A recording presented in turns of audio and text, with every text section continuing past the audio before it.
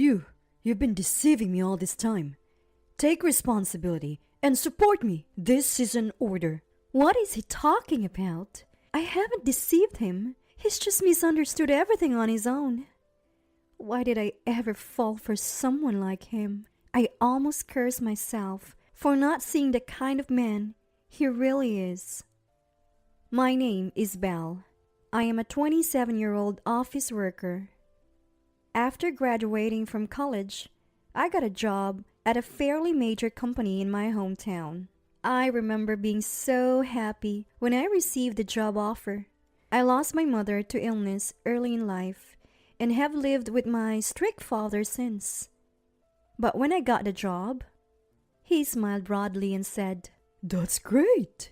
On the day of the entrance ceremony, I met an unbelievable person. As the ceremony was nearing its end, one of the new male employees suddenly stood up, went to the stage, and said, "I want to make this company even bigger. Only those who are willing should follow me." Everyone present was dumbfounded. I thought to myself, everyone must be thinking the same thing. There is a weird one among us. As we were all stunned, the CEO yelled, "Jim, what are you talking about?" He's the boss, son?" Suddenly, I became worried about the future of this company. The closing remarks were given by the CEO. Of course, he started with, "I apologize for earlier." The son, Jim, was blushing, laughed at by those around him. Man, isn't he embarrassed? Afterwards, we were assigned to our departments, and I ended up with Jim. "Let's get along as fellow newbies." He's quite a character. Can I really work with him? And so my corporate life began. I was anxious, but Jim turned out to be serious and always quick to apologize for his mistakes. I thought to myself that I couldn't be outdone and worked hard. Gradually, Jim and I became good rivals and friends. "Bill, let's go out for dinner tonight." "Sure, the usual place?" Hearing our conversations, our seniors often teased us. By then, I was slightly interested in the straightforward Jim, so I didn't mind the teasing. However, Jim always denied it, saying, "It's not like that." I knew then that he wasn't interested in me that way. I didn't want to confess and make things awkward, so I was content with our relationship as it was. But then he said, "I want to date you. I've always liked you. And of course, with marriage in mind." I was so happy. I cried. When I asked him why he always denied our relationship, he said he was just embarrassed. Seeing him blush in front of me, I smiled and said, "Please take care of me." If only I had been more discerning then, I wouldn't have felt so terrible about what was to come. Our relationship began from there. We had always been as close as friends, so our relationship progressed smoothly, and after about 6 months, Jim proposed. I thought it was a bit soon, but seeing him look at me earnestly, his ears red, and I said, "Yes, I believe everything would be okay with him." We soon told our parents. My father liked Jim's straightforwardness. Seeing my father and him getting along, I felt truly relieved and happy. On the contrary, I was quite nervous. That should be it. Jim is the president's son, so my Henry is the president of the company I work for. I hadn't met the company president often, but he was always proper and seemed unapproachable. I was nervous, but he said, "Belle, thank you for choosing Jim. Knowing he's with someone as reliable as you puts me and my wife at ease." And he smiled warmly.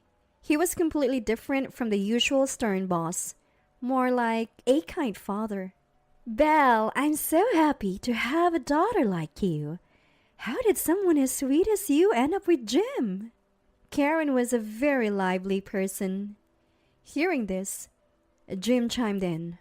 "Mom, saying someone like Jim is a bit rude." Surrounded by such warm people, I remember feeling very reassured.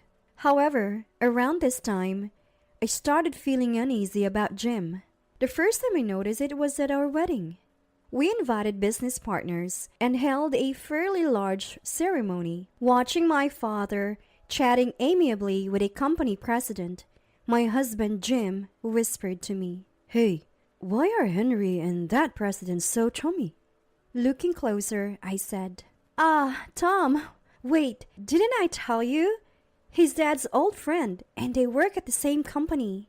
My father and Tom have been childhood friends. Dad has been contributing to his company for many years. Huh? But shouldn't you be more conscious of your position at events like this? That's what Jim said. It was as if he was implying that it was shameful for someone like my father to be friendly with a president. I was shocked, but didn't want to create a scene during the ceremony. What's wrong with the bride's father greeting guests? The problem was with him, that's what I thought. Even after getting married, I continued working. Seeing this, Jim said, Now that you are the future president's wife, you should quit your job and relax as a homemaker. It was scary how he naturally said it, thinking it was for the best, not as sarcasm. I like my job, and I think being a homemaker is definitely harder, I responded.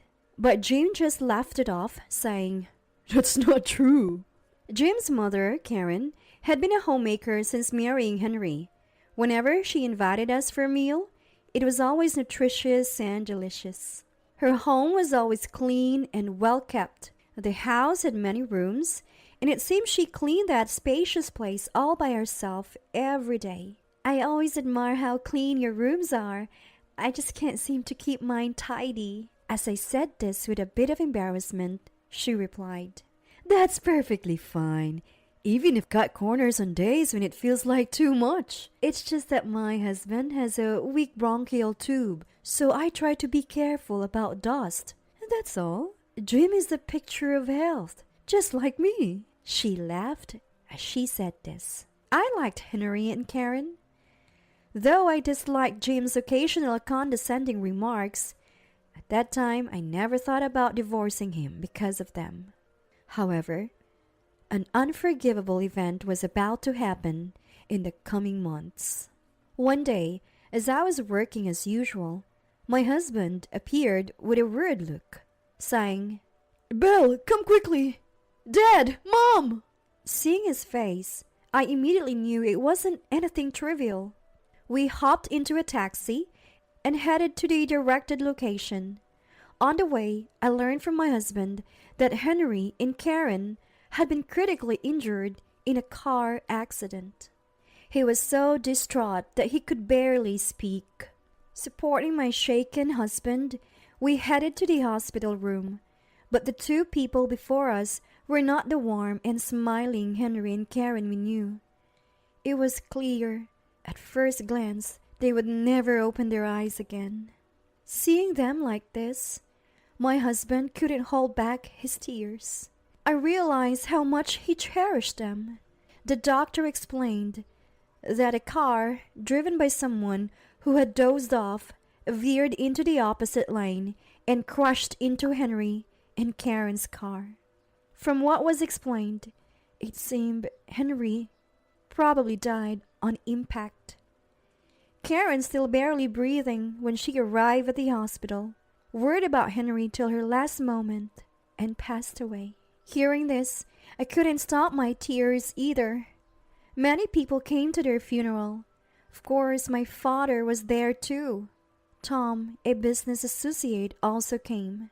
It's been tough, hasn't it? Both of them spoke to me and my husband.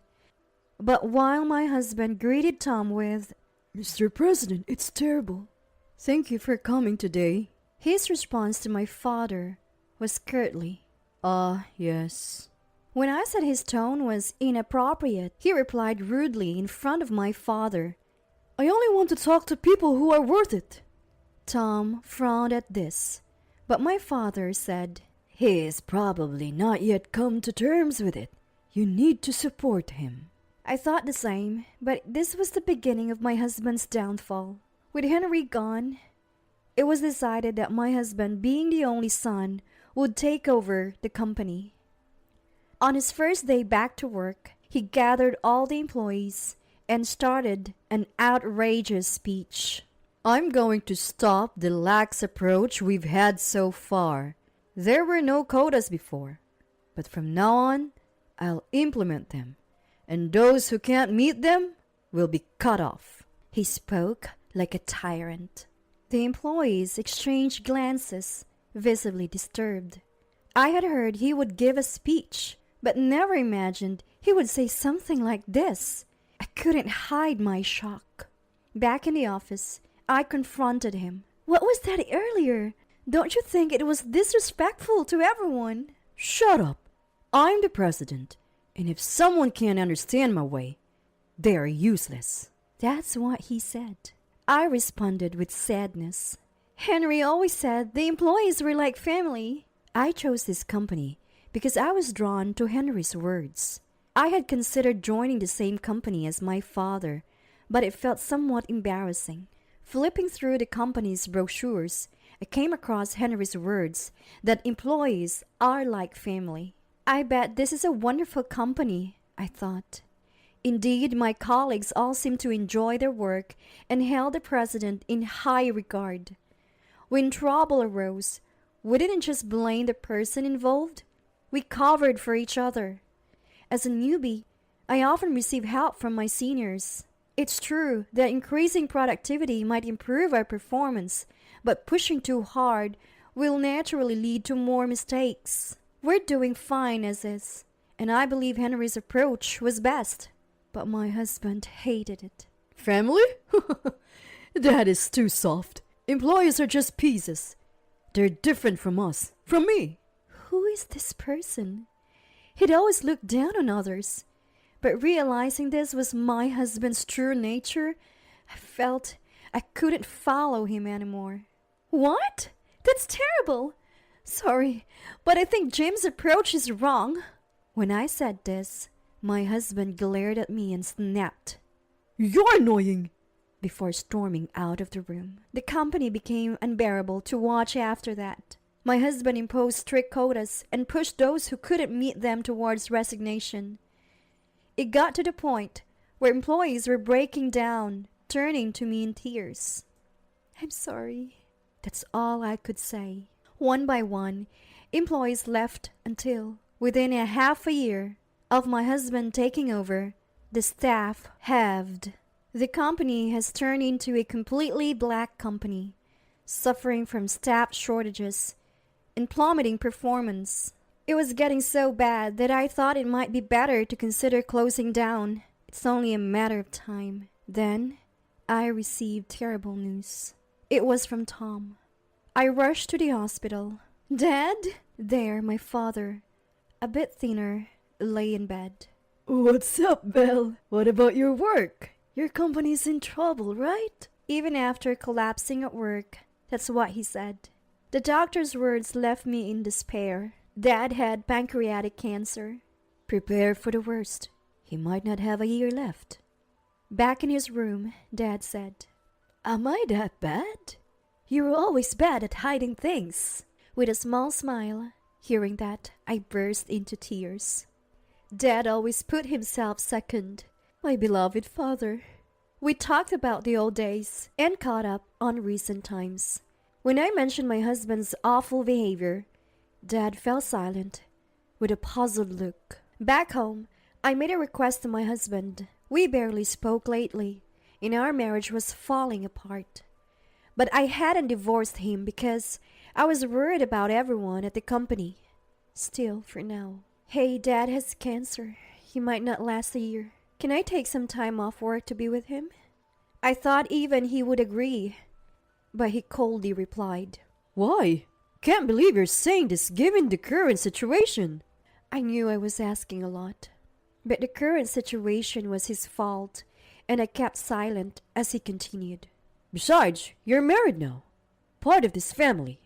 If you want to go so badly, get a divorce first. He sneered. Then he said something unforgivable. Besides, worrying about someone who's going to die is a waste of time.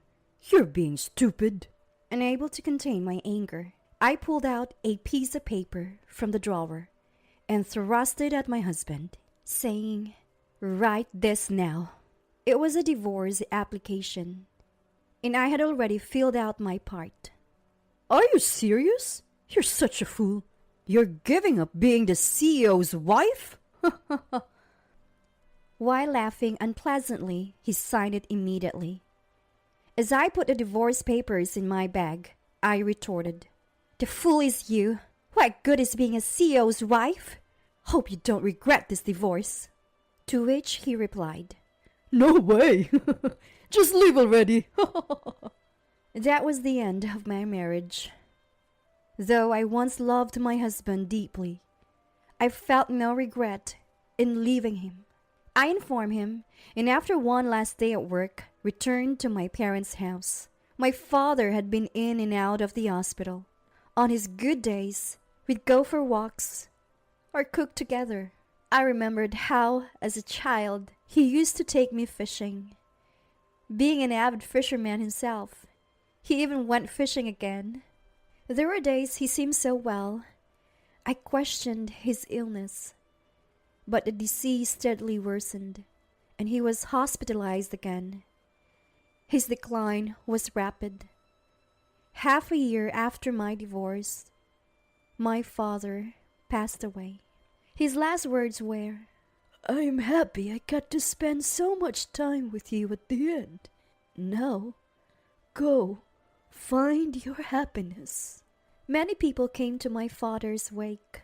He was such a great man, always focused on his work. There's no one else like him. Everyone was saying such kind words. Then, an out-of-place figure appeared. Hey there. It was my disheveled ex-husband, Jim. In a wrinkled suit of mourning, unshaven, with unkempt hair. He must have heard about Dad's passing somewhere. When I coldly asked, "What do you want?" What do you think? Came to see David's face one last time. He was my father-in-law, after all. Jim said this, but his gaze didn't meet mine. Instead, he looked around as if searching for someone. Wow, what a crowd. Figures for a guy who was pals with a big corporate CEO. Jim sneered and then rushed off towards someone he seemed to have been looking for. Mr. CEO, long time no see. Please don't say you won't do business with us anymore.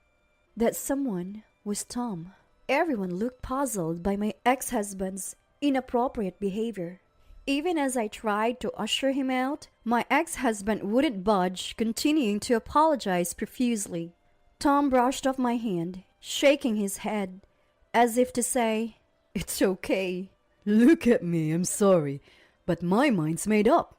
Ever since you took over, the quality's just not been the same. Jim seemed to understand this, yet he pleaded, Please, I have employees to look out for. I felt nauseous hearing such words from him, who probably didn't even believe them himself. You're a liar. You know, your father was a wonderful man. But what did you learn from him? Tom spoke calmly, but his voice revealed his anger. That's He seemed oblivious to the fact that many of the attendees were former employees who had left the company because of his unreasonable actions. Everyone looked at my ex-husband with disdain. Why? I asked them too. Everyone is now working at Tom's company, I told my surprised ex-husband. No matter how close our parents are, this is ridiculous. He raised his voice, and I enlightened him with a fact. Actually, Tom's company was co-founded by my father. I prefer the field. I don't quite get the management stuff. With those words, the management was left to Tom, while my father focused on field operations for years. So my father and my ex-husband held the same position as co-directors. The company's success is all thanks to Tom. It wasn't something worth mentioning at the in-laws' house. Since my father said that, I never brought it up either. The late Henry knew this, but for some reason, my ex-husband mistakenly thought of my father as a mere employee and completely underestimated him. After graduating, I considered joining my father's company, but wanted to try on my own first. When I told my father about my ex-husband's reckless management that led to many people's unhappiness, he said, "You should work at our company." I contacted those who had left and apologized to each one. Most of the former employees moved to my father's company when introduced. Being so close yet unable to stop my ex-husband's rampage, I felt equally guilty. I'm determined to make amends. "Your employees are fantastic. Everyone works hard with strong commitment. I'm truly grateful," Tom said, looking at the former employees. Hearing this, everyone smiled shyly. Then, my ex-husband blurted out something outrageous. "Belle, you've been deceiving me all along. You're responsible for supporting me. This is an order." After saying this to me, he turned to be the former employees, and we all looked at him coldly. Such a worthless apology. I calmly approached my ex-husband. "Can you leave, please? And what's this comeback about?" "No way. We are not your pieces." I said those words firmly. My ex-husband, in tears, looked around to find everyone viewing him with disbelief. "Get out already! You're so inappropriate!" Some even hurled these words at him. Finally, getting the message, my ex-husband staggered out. I immediately apologized. "I'm very sorry for the disturbance." Everyone applauded, and Tom said, "Belle, you did well," placing his hand gently on my head. Later, I learned that my ex-husband's company had accumulated massive debts and went bankrupt. In the end, he was left alone. The late Karen once told me a story from early in our marriage.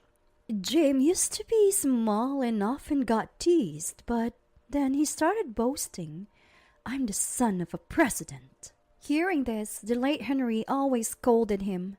But maybe my ex-husband was just a pitiable person who could only show his worth through status and power. Nevertheless, what he did was inexcusable. After the company's bankruptcy, he disappeared. I heard he was spotted living on the streets in a distant city. It's unclear, but it was probably him. As for his future and whether he'll ever reflect on his actions, I don't know. And honestly, it's none of my concern now. He's part of my past that I've moved on from. As for me, I'm still working at Tom's company alongside the former employees. The company offers great benefits, and I genuinely enjoy my work. My colleagues have become like family to me. I'm determined to continue striving in this company, preserving what my father worked so hard to build. When are you planning to leave your parents' home? It's about time you grew up. My husband barged into my family home, shouting in anger. It's about time I grew up? That should be my line. The one who's been ignoring me is you. I don't have an ounce of love left for my husband. What's up all of a sudden, after ignoring me for so long? The next moment, my husband, his face beet red, spits out, "Since when did my wife get so cheeky? Don't get too carried away just because you're at your parents' house." Did my husband always talk this crudely? Surprised by his harsh words, I fell silent. "You really are an idiot. Well, I'll let it slide this time. So hurry up and come home." Despite my husband's exasperated words, I have no intention of going home. Don't you misunderstand? Our marital life is over. What? What do you mean by that? You haven't heard anything from your mother-in-law? Well, let me tell you. I wonder how long this overbearing attitude will last. With a defiant smile, I revealed the truth to my husband. My husband Jackson and I were married 2 years ago. We both worked as sales representatives at an electrical parts manufacturer, and we were in the same batch. We often went for drinks after work. I feel calm when I'm with Emily. Before we started dating, my husband would often say such things, and I felt the same way. That's probably why we were naturally drawn to each other and started dating. We didn't interfere with each other or act overly sweet, but he was someone I thought I could spend my life with. A year into our relationship, he proposed. Of course, I said yes. 3 months after the proposal, we got married, rented an apartment near our workplace, and began our life as newlyweds. We were married, but I had no intention of having children just yet, so I didn't quit my job. I'm going out for a bit. Again? You should help with the cleaning once in a while. I'm stressed from work. I'll do it next time. See ya. Ever since we got married, my husband would always go out somewhere on his days off. It's rare for him to stay home on a day off. I understand that work is tiring, but so is mine. I'm not saying he should help out on weekdays, but it wouldn't hurt to lend a hand once in a while. But I convinced myself that this is just the role of a wife. As my mother was in a similar position in my family home, and I tried not to think too much about it. It was a little sad that my husband didn't help out, but I didn't have any particular hobbies, and I didn't like going out. Perhaps due to my personality, I didn't find housework to be a chore. However, I wished he would offer to help once in a while. One of the major reasons we got married was that we didn't interfere with each other's lives. So I never pressed the issue with my husband, believing that he would eventually start helping out on his own. One night, a month later, my husband came home late, simply saying, "I'm going out for a drink." Who were you drinking with? You were out quite late. I called out to my husband as he was taking off his shoes. However, he just glanced back at me without uttering a word. Then, ignoring me, he headed straight into the living room. Again, did something unpleasant happen at the drinking party?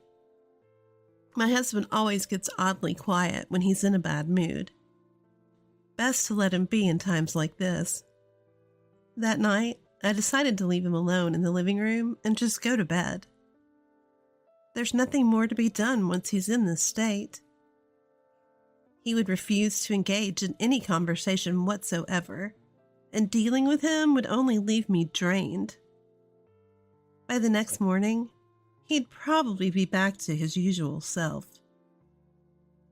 The following morning, as I was preparing breakfast, my husband woke up. "Good morning. Anything wrong yesterday?" I tried to strike up conversation with him as usual, but he just glanced at me and didn't say a word. He took a bottle of water from the refrigerator and left the living room without a word. His demeanor seems odd this time. Normally, his mood improves after a night's sleep. This has never happened before, and I was genuinely perplexed. Not speaking to me for 2 days? He must be in a terrible mood. I decided not to push him, and did not initiate any conversation. Let's just see how things go for a while. That was all I was thinking. However, his mood didn't change that evening, nor the next day. Should I continue to just wait and see? I was worried. I had never been ignored by him for several days before. What if we can't mend our relationship? Desperate, I tried to create opportunities to talk to my husband, but he ignored all my text messages and notes. What could be upsetting him so much? If it's something I did, he could just tell me. If he doesn't want to talk that badly, I decided to try slipping a note into the sandwich I packed for him. He eats all his meals at home, and seems to be eating the lunch sandwiches I make for him. If there's a note from his wife in his lunch at work, he might react, I thought. But this strategy, too, was futile. Having run out of options, I decided to take drastic measures. I chose not to prepare dinner. When my unsuspecting husband came home from work, there was no dinner ready as usual. In this situation, he would have to say something. After looking at the table, my husband turned his gaze to me. Is he finally going to say something? I held my breath, waiting for him to speak. But my expectations were in vain, as my husband simply left the house. I was utterly shocked at this. He left without saying a word. Is marriage really this hollow? I was completely ignored by my husband and sat stunned on the living room sofa. My husband didn't come home that night, and I spent the night alone. In the morning, there was still no sign of him. Did he go to work directly? As I thought this, I found a note on the table. Do not slack off your duties as a wife. It was written in a nasty scrawl. How dare he, the man who won't even talk to me properly? Why is he ignoring me to this extent if he wants to be in a relationship? We haven't had a proper conversation in a month. The moment I saw the note, a surge of anger towards my husband erupted within me. I can't deal with this anymore. I can't bear it anymore. I'm going back to my parents' house. There's no point in living together if he doesn't even want to talk. It's suffocating. I'll leave. Leaving those words beside my husband's scribbled note, I decided to return to my parents' home. After an hour's journey from the apartment where I had been living with my husband, I finally arrived at my parents' house. Emily, what in the world happened? The parents who welcomed me home were obviously shocked. Understandably so. Their daughter had unexpectedly come home. When I explained to my surprised parents that my husband had been ignoring me, they welcomed me in without saying a word. Emily, you must have been having a tough time. Stay here until you feel better. Their kind words meant the world to me. I was also deeply relieved to be in an environment where I could talk about my situation. Thank you. I think I'll watch how things go with my husband from here for a while. I expressed my gratitude to my parents and decided to observe my husband's behavior from afar. On the day I returned home, predictably, I received no communication from my husband. Normally, you'd expect a husband to at least call when his wife says she's going back to her parents' house. Well, whatever. Until he reaches out, there's no way I'm going back or making contact. I swore to myself, but even after several days, there was still no word from my husband. No calls, not even an SMS. And of course, he never showed up at my family's home. If he's going to completely cut me off, then two can play at that game.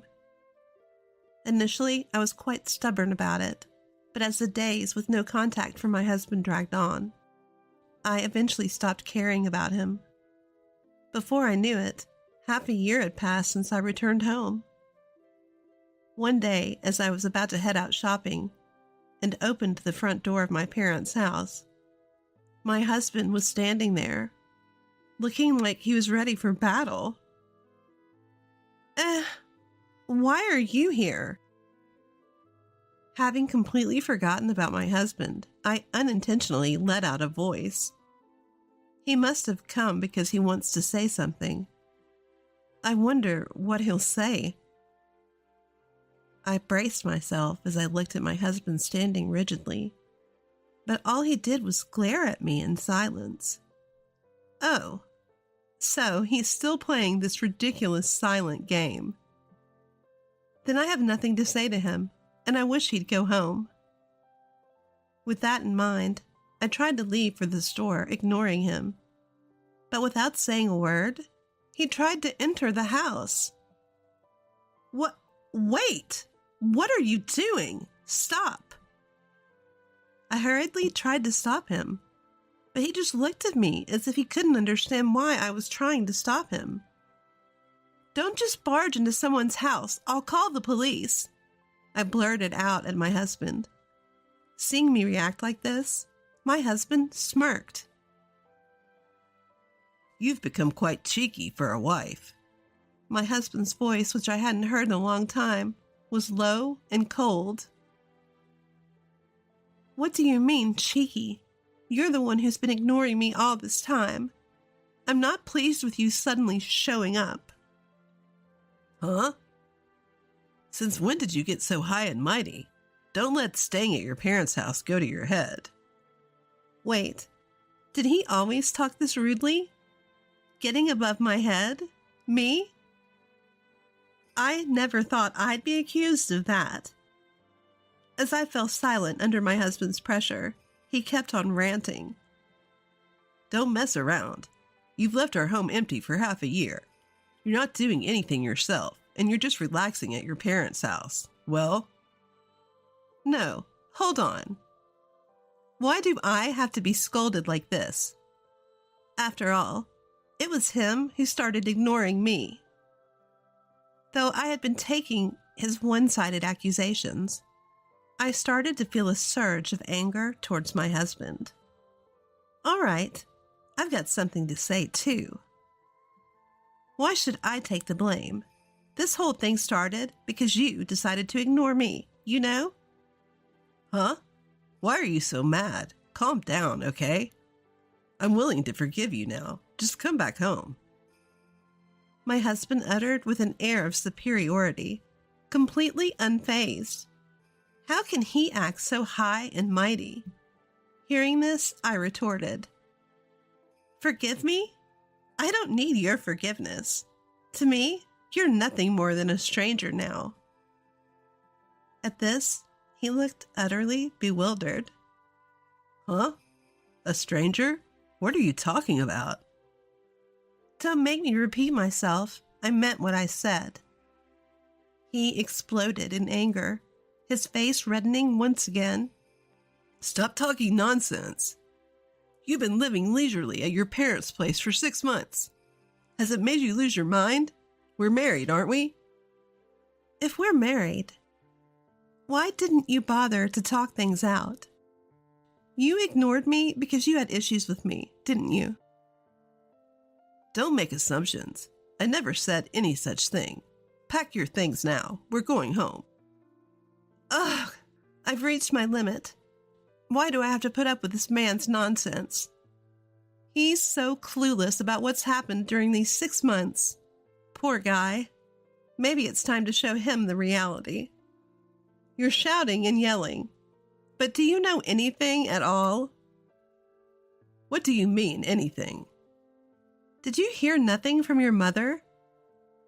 I didn't hear anything. What are you talking about? Really? You don't know a thing, huh? Let me enlighten you.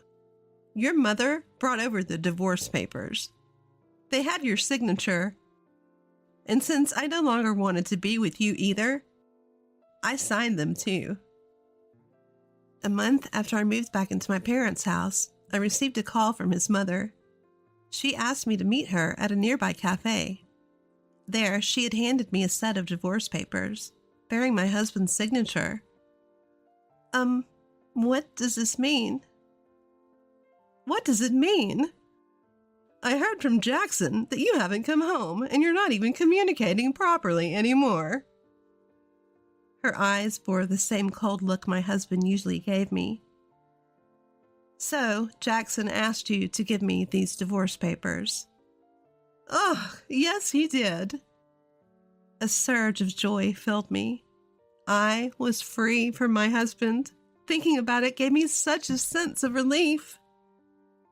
Understood, Then I'll sign the papers for the divorce. The moment I received the divorce papers, signed by both me and my husband, I immediately filed them at the family court. So there you have it. Do you understand? We are no longer in a marital relationship. When I made it clear to my ex-husband that we were divorced, he lost all his energy and started panicking. His face turned pale and he was breaking out in a cold sweat. No, that's not what it is. I gave the papers to reassure my mother. A mother who would be reassured by receiving divorce papers? I was dumbfounded by my ex-husband's response. So? I didn't intend to file those divorce papers. They're invalid. If he had no intention of filing them, why did he sign them? Furthermore, once they've been submitted to the family court, they can't be easily invalidated. Just so you know, I've already filed the papers at the family court. They can't be invalidated now, okay? You think just apologizing to the family court will take care of everything, huh? I'm willing to do it with you. You realize it'll be a real hassle if we go through with the divorce, right? Just how much does this guy enjoy toying with people? Does he think I'll be at a loss if we divorce? That's ridiculous. I won't have any problems, actually. No, you will. We're not exactly young, are we? Who'd want someone our age who's divorced? That's why I'm saying we can just ignore this whole divorce thing. You should listen to me. It's a good thing, right? Even now, my ex-husband still talks like this. Can this man do anything else besides putting on airs? Why did I ever marry this guy? I thought to myself, exasperated at my husband's words. You know what? You're only thinking about yourself. We can't just pretend the divorce didn't happen. And I won't have any issues even if I split from you. Plus, I already have someone else. It seemed like my ex-husband didn't quite understand what I was saying. He fell silent, saying nothing. You don't seem to understand, so I'll say it again. I'm seeing someone else, and it's not you. This time, he seemed to understand. My ex-husband suddenly started making a fuss. What do you mean? Huh? You're lying. You're just saying that because you don't want to come home. It's not a lie. It's the truth. No way, you're making a fool out of me. I won't forgive you. He can't refuse to forgive me. He can refuse to forgive all he wants. It's still the truth. I wondered how I could make him believe it. As I was puzzling over this, I felt a presence behind me. Are you okay? I heard raised voices. What's going on? The one standing behind me was my boyfriend. I'm okay. I'm sorry for worrying you. That's all right, but you said you were going shopping, and you've been standing here for a while. I wondered what was up. My ex-husband looked up at my boyfriend, who had just come out of my parents' house. That's understandable. My boyfriend is a recent hire in field work at the same company where my ex-husband and I work. Because of that, he doesn't know much about my ex-husband. He's quite tall and solidly built, having played rugby for a long time. Emily, who is this guy? Do you know him? Oh, him? That's my ex-husband. While my boyfriend and I were talking, my ex-husband couldn't utter a single word. He seemed to be intimidated by the sheer difference in physical stature. Nice to meet you. Nice to meet you. My ex-husband was so overwhelmed by my boyfriend's greeting that he started to step back. And what exactly does your ex-husband want? He's not bothering you, is he, Emily? My boyfriend questioned my ex-husband with a piercing look. Perhaps sensing that he was at a disadvantage, my ex-husband responded, No, I'm not doing anything. With that, he tried to leave my parents' house. If you come here again, I won't hesitate to call the police. I firmly pushed my ex-husband out the front door and closed it behind him. He was so scared of my boyfriend, I doubt he'll come again. Since then, just as I expected, my ex-husband hasn't shown up at my parents' house. In the end, his own selfishness and neglect led to an irreversible situation. And to top it all off, he even signed the divorce papers I had given to my mother-in-law. To think that he would actually go through with the divorce. There's no other word for him but stupid. This is all his own doing. A week later. Hey, have you heard anything from your ex-husband recently? Huh? Oh, I had completely forgotten about him until you mentioned it. Had my boyfriend not brought him up, I probably wouldn't have even remembered him. I hadn't heard from him, but now that it was mentioned, I was a little curious. I decided to call a mutual friend and check up on my ex. Hey, how's Jackson doing? I haven't seen him at work recently. Well, he hasn't been doing so well since the divorce. He's really lost his spark. Really? I would have thought he'd be just fine. Actually, it seems like he quit his job 3 days ago. Upon hearing this, I was genuinely surprised. That was right after he had showed up at my parents' house, and nobody told me he had quit his job. Wait, why would he do that so suddenly? I don't know if it was because of the divorce, but he suddenly lost all motivation. He told the company that he's quitting to take care of his mother, but he asked them not to tell many people about it because he doesn't want to worry them. In reality, that's a lie, and he's been lazing around drinking every day. Oh, I see. Thanks for letting me know. With that, I ended the call. I had no idea my ex-husband was dealing with so much. Well, it's his fault, so I guess it doesn't really matter. As a newly divorced woman, I can't marry my current boyfriend right away. But if things keep going well, we plan to register our marriage next year. I hope to build a happy family this time, with proper communication. I'm leaving the cafe to Sally. Better her than you. Tony, the husband, says this with absolute confidence.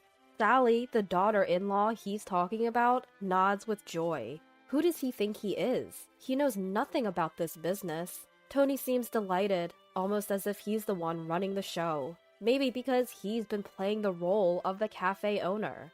I was foolish to have trusted Tony like this. I've got to cut the dead weight. My name is Lucy, a homemaker in my 60s. I live with Tony, and we have a son named John, who married Sally a few years ago. They live close by. John and Sally are important to me, but there's something else that means even more to me. Our family cafe. We've inherited this business through generations since the town was scarcely populated. We're the current owners of the cafe. The coffee we've been brewing for generations is loved by the locals. Some even ask me to teach them how to make it. Each time they ask, I feel thrilled, and it's almost a pity I can't share the secret. Running this cafe is like a sanctuary for my soul. It's comforting to be surrounded by just the right amount of customers, cook their orders, and serve them. This time is priceless, to say the least. But Tony and I have divergent feelings about the cafe. Tony does handle the administrative side of the cafe, but hardly ever shows up at the place. Why do I have to be at the cafe? Isn't that your job? He would say, essentially neglecting his duties. He's not the Tony I married. Back then, he was all in, saying, let's both work hard on running the cafe. I remember feeling so supported, but after a few months of marriage, Tony lost all interest in the cafe. He never showed up there and seemed to only care about the money it made. How much did we make this month? Can't be much coming from that old shop, huh? It was hard not to be angry when Tony laughed like that, but if I spoke up, I was sure we'd end up fighting, so I stayed silent. Tony was overly concerned about the cafe's earnings, and when he learned how much we made, he tried to pocket it all for himself. The earnings from the cafe are for future expenses, so keep your hands off. Even if I told Tony that, he'd say, "It's my shop, so I can take the money if I want to. Stop worrying about small stuff." And he'd take all the profits when I wasn't looking. Tony knew where I kept my banking card. Even if I hid it, he'd find it quickly and take whatever money I had. Thanks to this, I had no extra money left. Tony used all the cafe's profits as his play money and lived lavishly. "We'll run this business together as husband and wife," he had said, but those words quickly turned into lies. It was unbearably painful. "Please, I want us to manage our finances properly," I pleaded with Tony, but he never listened. "Who do you think you are, getting all uppity?" he'd scoff. My opinion was never heard, and I was forced to endure. Why, despite all my efforts, was I not rewarded? Why was I only met with suffering? No matter how much I thought about it, I couldn't find the answer. The only reason I hadn't given in to despair was because of the cafe. Going to the cafe and working helped me forget all my troubles. If I looked down, customers would notice right away and say, "Is something wrong? Want to talk about it?" Though it was a relationship between the shop owner and customer, those words felt incredibly warm, and it was all I could do to hold back tears. I was resolved to protect this shop at all costs. I'll do whatever I can for this cafe. I swore this from the bottom of my heart, and that vow remains unchanged. To me, this cafe is the most important thing, and my only solace. Yet, relentlessly, the hardships kept coming. There was one more issue I had with Tony. It was how he treated Sally, my daughter-in-law. "Sally, do you have enough money? We have some to spare, so don't hesitate to ask." "Thank you, Tony. We're good. John is doing his best." Every month, our son and his wife come to visit us at home. John says it's because he worries about us being alone. From the moment John introduced us, Tony took a liking to Sally. He asked about more than just her career, her favorite type of person, hobbies, and how she likes to spend her holidays. "I'm so happy someone as wonderful as Sally is marrying John. I hope we can be close, too." Tony was clearly smitten. The way he spoke gave it away. John noticed this and never intentionally let Sally get too close to Tony. Originally, the monthly visits were supposed to be just John. However, Sally insisted. "Tony and his family are important to me too, so I want to be involved." As expected, now that Sally came along every month, Tony was overjoyed. "Sally, is there anything you want? Our wedding anniversary is coming up, isn't it? Sally, do you have any free days this month? I found a great place, and I'd like to take you there." If someone as beautiful as Sally ran a cafe, customers would be thrilled. The way Tony pressed on made it impossible for Sally to feel comfortable. "Really? That's so kind of you. Tony, you're such a nice guy." Sally wasn't helping. She could have simply said no, but instead led Tony on. Once Sally responded positively, Tony didn't hold back. He piled on the transparent compliments and escalated his approach to her. Both John and I felt uncomfortable with Tony's behavior. Above all, John was having a hard time. The woman he chose was getting too close to his father. To give John a breather, we'd sometimes go to a cafe and work together, ignoring Tony's actions. But Tony would nullify all our efforts with his actions.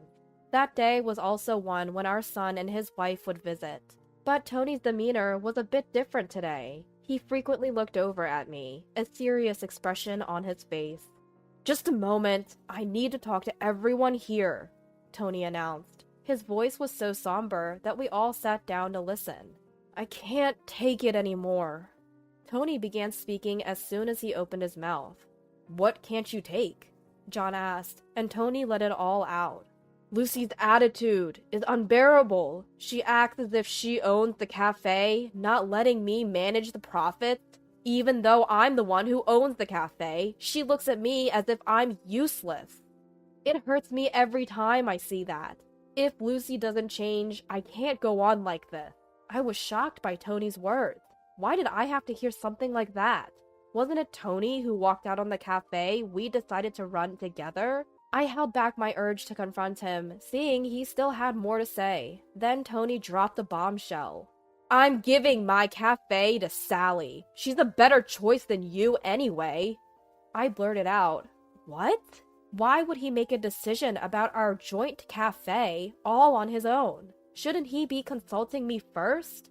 Meanwhile, Sally, who had been named as the new owner, looked thrilled. I'm honored to take on this role from Tony. Please, come by sometime, she said cheerfully. Observing her composure, I got the full picture. This had been her agenda all along. To steal my precious cafe. That was her goal. Why hadn't I seen this coming sooner? If I had, maybe I could have taken steps to prevent this whole debacle. I was so shocked by their words, I found myself speechless. Why was I being pushed into such a tight corner? What had I done to deserve this? My heart was filled with a strong desire for revenge. I must make them regret this, I thought. And I didn't waste time. As I tried to speak up, saying, well, about that, Tony gave me a look as if to say, got a problem? Unfazed, I presented the facts. The legal owner of the cafe is me. My grandfather started it. How exactly were you planning on handing it over? You have no legal ties to the cafe. At my words, Sally exclaimed, what? Just as I'd suspected, she had been kept in the dark. Tony had no right to decide anything about the cafe, because I was the one who had been running it.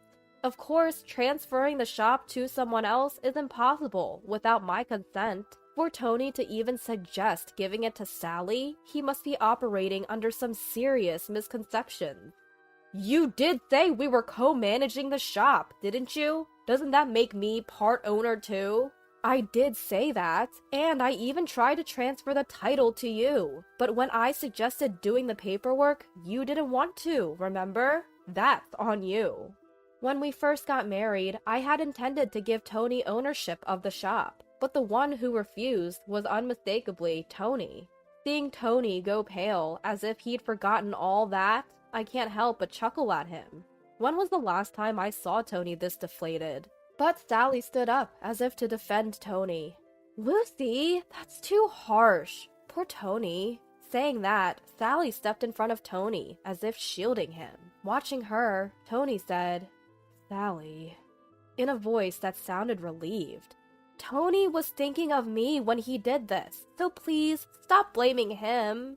Sally defends Tony with all her might. John looks at her as if he's dumbfounded. Are we done here? I ask, and John nods. Taking that as a cue, I retrieved an envelope from the bedroom. What's that? Sally and Tony look at me suspiciously, wondering what's inside. This contains evidence that backs up your relationship. Saying that, I spread the contents all over the table. Several photographs spill out. All feature Sally and Tony, clearly indicating their intimate relationship. You two were more than just in-laws. You had a romantic relationship, didn't you?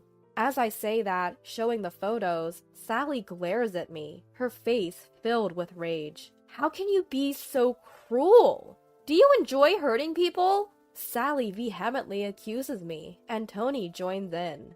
What are you saying Sally and I did? We were just good friends. What's wrong with that? Looking at the two protest so vehemently, both John and I let out a big sigh. I started suspecting Sally and Tony's relationship 2 months ago. When I consulted John about the uncomfortably close relationship between the two, he suggested, why not hire a private investigator? So I tapped into my network of friends and hired an investigator to track their activities. It appeared that 2 months was plenty of time to gather substantial evidence. They weren't very discreet. The days he said he was away on solo trips, he was actually on romantic getaways. The money taken from the cafe was being used to buy her gifts. I deeply regretted not starting the investigation sooner. I first showed the findings to John. Upon seeing them, John became furious, and his feelings for Sally cooled. We agreed to keep these findings a secret for now, until a moment so definitive came that divorce felt absolutely necessary. Well, that moment had arrived. Sally, my feelings for you have waned. Let's get a divorce. John relayed this to Sally. Her face, once filled with anger, immediately turned pale. No way. This is a joke, right? Divorce? Over just this? Cheating is a blatant betrayal. I can't continue this marriage. With those sharp words from John, Sally crumbled weakly onto the floor. Tony, watching all this, wore a worried expression. Sally, it's okay. I'm here for you, even if John has abandoned you. Tony desperately tried to console a devastated Sally. Ignoring Tony, Sally's face continued to pale. But the revenge wasn't over. I had no intention of letting them support each other. Just so you know, we're getting a divorce too. Upon hearing this, Tony blurted out, "What?" and stared at me. Tony actually depended on me. He couldn't afford to get divorced. He had already quit his job and was living on a pension. Had he saved money while he was working, things would have been different, but spendthrift Tony had no financial cushion. The only reason he'd been getting by was because of the cafe's earnings. Contrary to what he said about it being an old cafe, it's actually one of the most popular spots in town now, bringing in good money. If we divorce, he would lose that income. In short, Tony's life would plunge further into hardship. Please, don't divorce me. I won't be able to cope. You planned on supporting Sally, right? I can't keep up with a Tony who cheats. My patience isn't endless. I had no obligation to show mercy to Tony, who was getting increasingly desperate. For years, Tony had continually betrayed me. I owed him no favors. That day, I was finally able to let go of the heavy burden named Tony. Though he resisted a lot, the divorce went through. At the same time, my son and his wife were also able to finalize their divorce. Both John and I sued Tony and Sally for alimony, and rightfully so. They'd been cheating. However, both of them resisted paying, claiming they couldn't afford the alimony. Well, that resistance turned out to be futile. Apparently, Tony now lives alone in an old apartment, abandoned by Sally. Sally is young. She probably planned to leverage her beauty and move on. But John wouldn't allow that. As soon as he contacted her parents, they took her back. She's now working her tail off to repay her parents, who covered the alimony. As for Tony, he didn't have the means to pay, and ended up in debt. On my end, the reduction in stress significantly elevated my focus on running my cafe. With my newfound financial stability, I renovated the cafe, and the atmosphere got rave reviews from customers. Sometimes John comes by and helps out with the business. Despite everything that's happened, John has always stood by me. I want to live the rest of my life with such a kind person as John. Ivana, what are you doing here? I had just returned from shopping when I saw a figure standing frozen at the front door. I was so taken aback that I dropped my shopping bags. What about your honeymoon? I came back alone. Upon hearing this, Ivana started to cry. I am Emily, a 58-year-old housewife. My husband is Oswald, who is 60 years old. And this is about my daughter Ivana, who was supposed to be on her honeymoon, but was inexplicably standing at our front door with her suitcase. Hold on, I am totally lost here. For now, I let Ivana inside the house to hear the details. I placed Ivana's pink suitcase by the entrance and ushered her, still sobbing, into the living room. I then set a glass of iced tea on the dining table. Ivana began to sip it cautiously. I slowly began to ask questions, trying to piece the situation together. So, you came back from Hawaii all alone? Yes. She was supposed to be in Hawaii for her honeymoon just 2 days ago. Why exactly? I am familiar with her husband Lloyd. He's a courteous man, and as far as I know, he has a significant role in a major company. He seemed very promising, like someone who could provide a stable life. That's why we celebrated their marriage. As Ivana began to speak, I learned a shocking truth. There was another woman there. Excuse me? On their honeymoon? A woman? My voice cracked in disbelief. So we ended up spending time together, all 3 of us. Wait, what? A honeymoon with 3 people, and a woman you didn't even know? Just hearing that made my blood boil. I pulled out my mobile phone, quickly found Lloyd's contact, and hit the call button. Wait, Mom. Ivana tries to stop me with a weak voice, but I totally ignore her. How dare he do this to my Ivana? Unforgivable. My hand holding the phone trembles. After about 3 rings, Lloyd picks up. Hold on, what's the meaning of this? You're hanging out with another woman? I started ranting without even waiting for Lloyd's response. Then, in an extremely bored tone, she's my sister, my actual sister. What are you misunderstanding? What? His actual sister? I don't know where to direct my gaze. Ivana has her head down too. Sister? Your real sister? Yes. There is nothing shady going on. She's the sister who lives in Hawaii and couldn't make it to the wedding because her kid had an ear infection. Oh. So, I have a question too. I can't reach Ivana, since you seem to know what's going on here. Is she back with you? While saying this, Lloyd lets out a sigh on the other end of the phone. Women really go off the handle so easily, making a fuss and then fly all the way back to Boston on a whim. Is it the female hormones that make you act so irrationally? Even if I got it a bit wrong, there is no need for that kind of language. That comment was totally insensitive toward women. I am getting pretty steamed. The one who acted on emotion and left is your Ivana. I will be staying in Hawaii as planned for a week. When I get back, I expect a full apology. Please let Ivana know that's the plan. With that, Lloyd hung up abruptly. I really can't wrap my head around the situation. Yeah, me neither, but Mom, you kind of jumped the gun with that phone call before we could get the full story.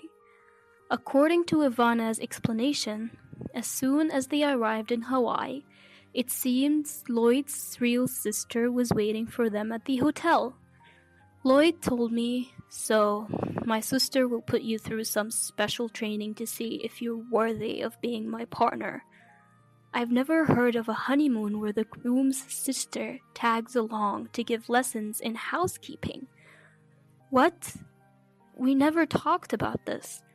I wanted to visit the beautiful beaches and Mauna Kea mountain. When Ivana stammered this out, that's your problem, isn't it? Ivana felt emotionally shut out. But you said you wanted to go too.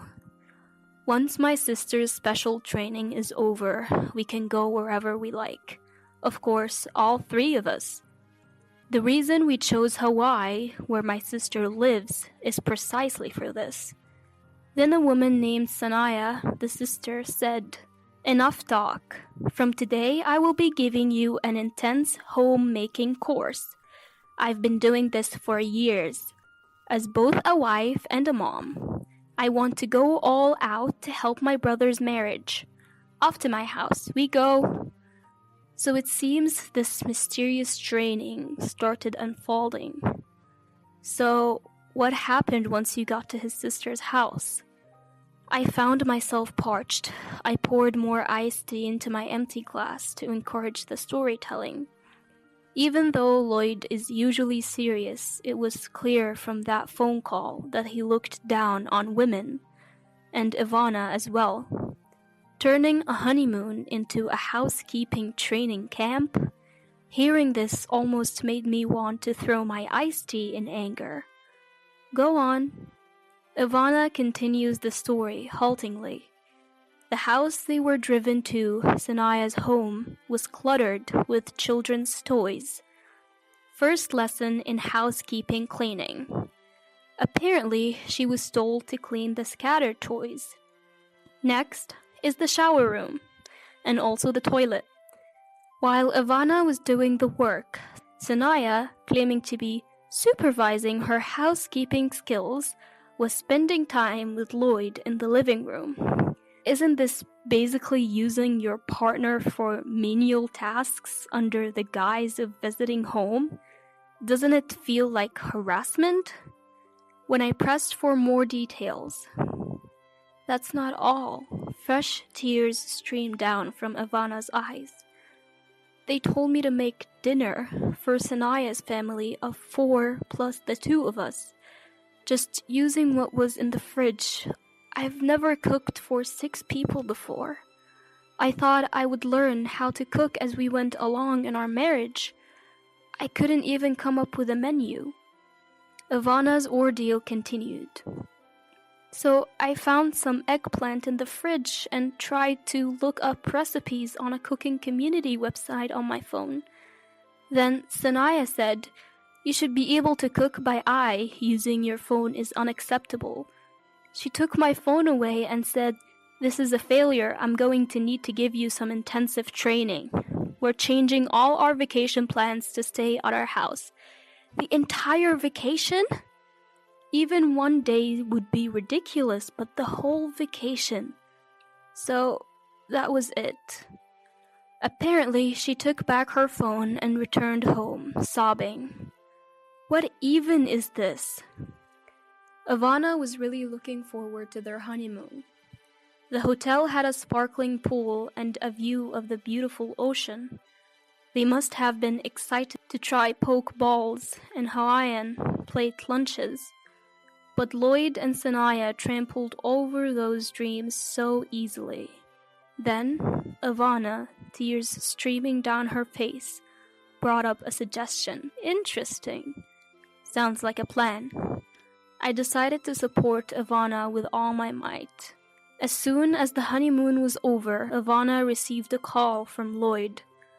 "We're coming over tomorrow to discuss how we're going to live from now on."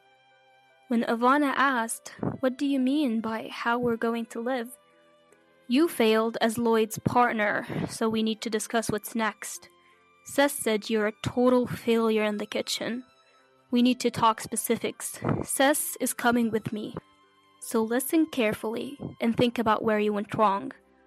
What? Reflect on my actions? I was about to explode with anger at that arrogant and unreasonable demand. But them coming over actually works in my favor.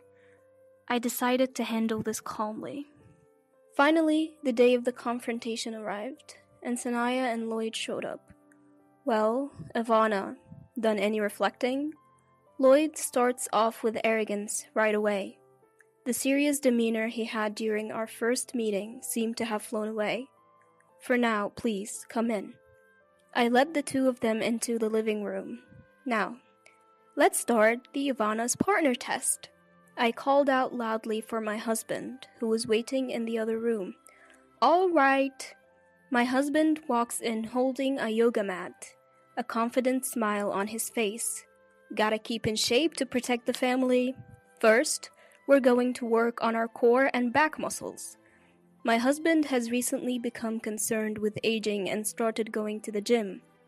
With thrice weekly workouts guided by a personal trainer, he's got a solid chest, even at 60. "All right, we're doing push-ups on this mat. It's a competition. Lower yourself down for 3 seconds, count slowly, and then push back up. That's 1 rep. If you don't stay down for 3 seconds, you won't engage your core muscles. Lloyd, who appears to have never worked out a day in his life, is utterly shocked. If you're saying Ivana needs a Lloyd's partner test, then I'm going to test if you're fit to be Ivana's partner. Keeping in shape is important for family support and child rearing too. Now, place your hands slightly wider than shoulder width apart and get into a push-up position. Come on, hurry up. It felt like boot camp, as if a merciless drill sergeant was waiting to put Lloyd through the ringer. Both my husband and Lloyd assume the push-up position. And 1. At that moment, Lloyd collapses onto the floor and can't get back up. He's stuck to the floor like a squashed frog. Ha ha ha, you can do it. I can do 50, you know. My husband is breezily doing push-ups beside him. His glasses are askew, his tie is crooked. Lloyd remains collapsed. Alright, you're next. I turned to Sanaya, who was standing there, dumbfounded. What? Me too? Now it's Sanaya's turn to be surprised. You seem to be fond of my Ivana. I will be the judge of whether you have the ability as a mom and a wife, and whether you're fit to guide my Ivana. Yes, this was the retaliation plan that Ivana had suggested to me. Sanaya's home had mold growing in the shower, and her toys were just pushed to the side. She wasn't exactly in a position to teach me how to clean. Based on what Ivana told me, I had formulated a plan. Then, I forcefully pulled Sanaya into the living room. I've lifted dirty just for you. This is your test. Now, start cleaning. Sanaya tried to deflect, saying, I came here for discussion from Hawaii. Huh? Didn't you make Ivana do chores under the guise of guidance and steal her leisure time? Well, I'm just returning the favor. Clean up quickly and call me when you're done. The next test awaits. I go back to the living room and make some good tea. I hand a cup to Ivana, who's quietly watching the plan unfold, and we both sit on the sofa. Meanwhile, Lloyd is struggling with his workout and getting berated by my husband. His neatly styled hair is now a mess. After a while, Sanaya returns to the living room. I've finished cleaning. Oh, that was quick, she says, peeking into the bathroom. It had taken her nearly an hour, so she must have done a decent job. At first glance, it looks clean, but there are clear traces of water streaks on the walls. If you don't wipe the water off shiny surfaces immediately, they'll get cloudy. Don't you even know that? Especially the mirror. It will get those white water stains. And you dare call yourself Ivana's mentor? I gave it to her, holding nothing back. Sanaya tried to make an excuse, saying, there is no mirror in my home shower room. Well, I've heard from Ivana, who cleaned your house, that there indeed was a mirror. I quickly shot back. And she said there was also a lot of black mold. Clearly, you've been neglecting it. Sanaya was left without a comeback, but I couldn't let her off the hook that easily. Alright, next up is sewing. Get to the sewing machine. What? Just as she thought she could relax after cleaning, another task was upon her. A sewing machine is a must, isn't it? I've heard your child is still small, but it's a given. I grinned as I picked up some leftover quilted fabric from when I made Ivana's lunch bag ages ago. Sanaya and I headed to the craft room upstairs. Peeking into the living room, I saw Lloyd was still getting a serious workout. He might even pull a muscle or something. You'll make a simple bag with this fabric? I've already done the cutting for you. Aren't I kind? A sewing machine, you say? You're not going to tell me you've never used one, are you? You can do all sorts of housework, right? I took Sanaya's hand and made her sit in front of the sewing machine. Don't know how to thread it. Sanaya looked down, clearly uncomfortable. Excuse me? So, about threading the machine. What? What? I can't thread it. I looked down at Sanaya, who was frozen in front of the sewing machine, and chuckled in disbelief. You claim to be a mentor, but you don't even know this. Ivana, come here. I called to Ivana downstairs. Coming! Ivana arrives. This lady here, she doesn't know the first thing about sewing. As I smirked, oh dear, Sanaya, like this. Ivana threaded the machine for her. Sanaya's face turned beet red, as if she couldn't bear the humiliation. Now, go ahead. Surrounded by the two of us, Sanaya started the sewing machine. Clatter, clatter, clatter. The stitching was all over the place. Pfft! I couldn't help but burst out laughing at her poor attempt. Ivana was also holding back a laugh, looking down. Some stitches were too deep, and others weren't aligned at all. Ivana, show her how it's done, will you? Sure, but usually you should do a securing stitch at the edge first. Well, it can't be helped, can it? She started sewing without any know-how. Our so-called leader here knows nothing. Ivana skillfully operated the sewing machine, stitching it straight. Having loved sewing from a young age and being in the sewing club through middle and high school, this was a piece of cake for Ivana. Watching that, Sanaya grumbled, "You can just pay someone at a craft store to sew a bag for you." Really? Then what's the difference between outsourcing your sewing to a craft store and replacing your lack of cooking skills with supermarket pre-made meals? There are things you can do that Ivana can't, and vice versa. Stop making excuses and picking and choosing to suit your convenience. I said just that and headed down to the living room. On the first floor, Lloyd was still sprawled on the floor. It looked like he couldn't even get up anymore. Beside me, my husband was striking some sort of muscle pause. All right, let's have a talk. All of us. Still trembling with humiliation, Sanaya managed to take a seat on the sofa, along with Lloyd, who had somehow managed to get up.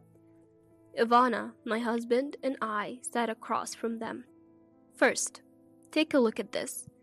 I laid out the sewing pieces from both Sanaya and Ivana on the table for everyone to see and compare.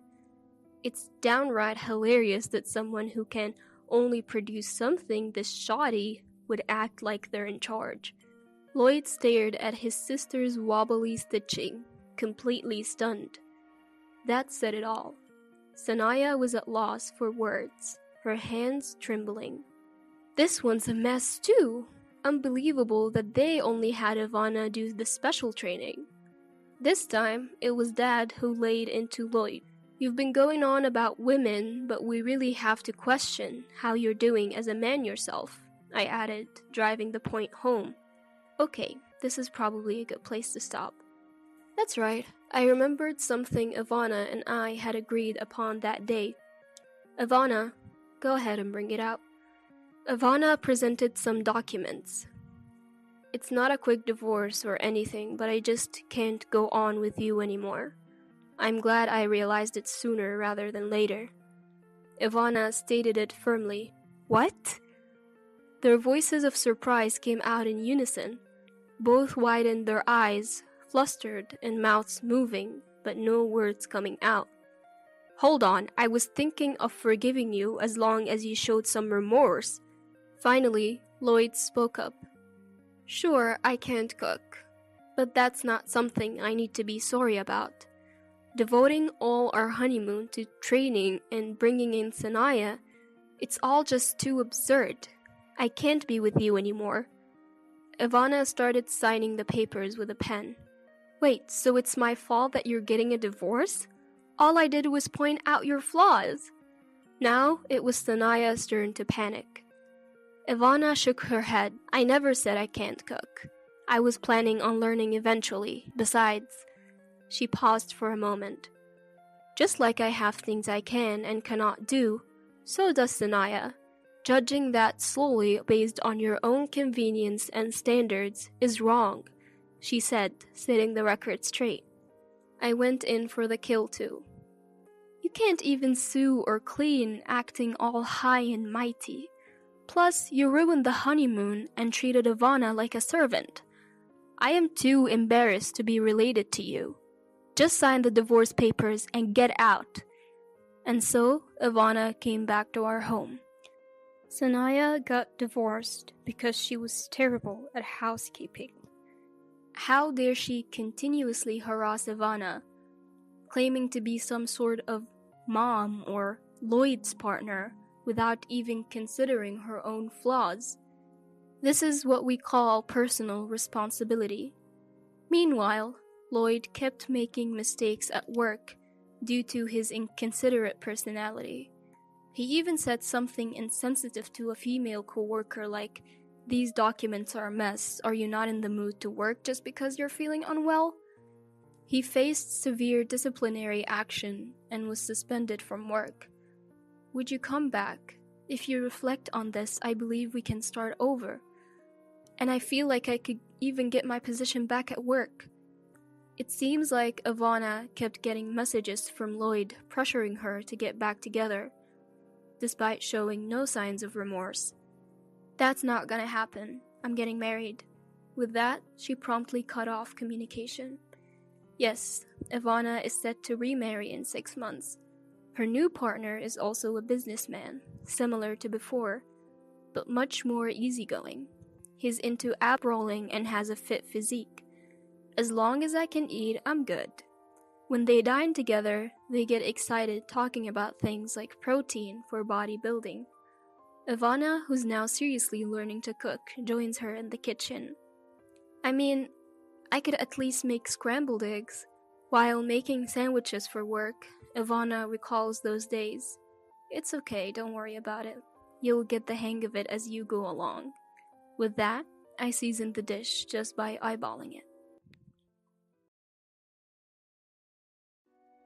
Zoe got into an accident. She needs rehab, so she'll be in the hospital for about a month. So I'm going to need $10,000 for her medical bills. Mom-in-law, that money is set aside for expenses. We can't just use it without planning. Do you have a problem with helping out? We're family, aren't we? Even if we're not related by blood, you should be willing to support us. Funny how the word family only comes up in times like this. Well, if Zoe is injured, maybe it can't be helped. Just when I was giving in to the idea, a game-changing phone call comes in. My name is Sophia, and my family runs a farm. My brother has taken over the family business, so I work at another company. Still, I help out during busy seasons by taking some time off work. My job allows for remote work, giving me flexibility. The company was supportive when I told them I'd occasionally need time to help my dad, which was very helpful. So I was making a decent income and had some financial leeway. I married Oliver when I was 25. He has a really kind personality, and I fell for him quickly. I thought his parents must be nice people too, but it turns out I was totally wrong. By the time Oliver and I met, his dad had already passed away, so he lived with just his mom and his sister Zoe, who seemed to rule over him. Both women visit quite frequently since we got married. I initially thought they were being considerate, but that wasn't the case. Sophia, what's for dinner tonight? I was thinking of making vegetable soup since we had meatloaf yesterday. That won't do. Oliver is still growing. He needs more meat. But he's already 35. We have to start thinking about his health. As we are talking, Zoe heads for the kitchen. Mom, look! Vegetable soup? Ew! It's all vegetables! And the seasoning is bland! This must be because Oliver married a farmer's daughter. Poor guy. Zoe opens the pot and starts tasting the soup. The seasoning is too bland? Let me add some salt. Then it will taste better.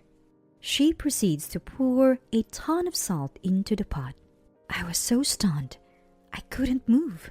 Mom, you put in way too much salt. Now it's too spicy to eat. Oops, my bad. Guess we'll have to make it all over again. Oliver will be home soon, so we need to hurry. Well, you're home all day, so it shouldn't be a problem to remake it, right? You're free anyway, Sophia. True, let's head back home then. What's for dinner tonight? How about vegetable soup? That sounds fantastic. They leave the house, laughing. I stare at the oversalted soup, feeling heavy at the thought of starting all over. I use vegetables we grew ourselves, so it feels like a waste, like I've let my dad down. I also have a job. I'm not free. I manage my chores while squeezing them into my remote work schedule.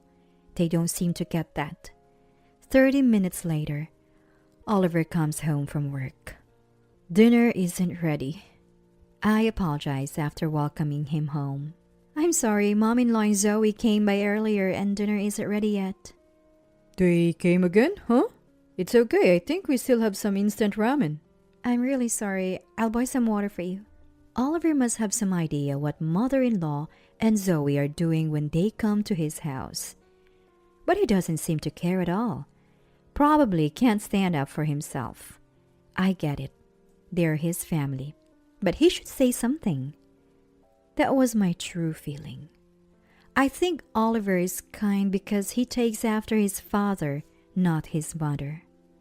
That's my only issue.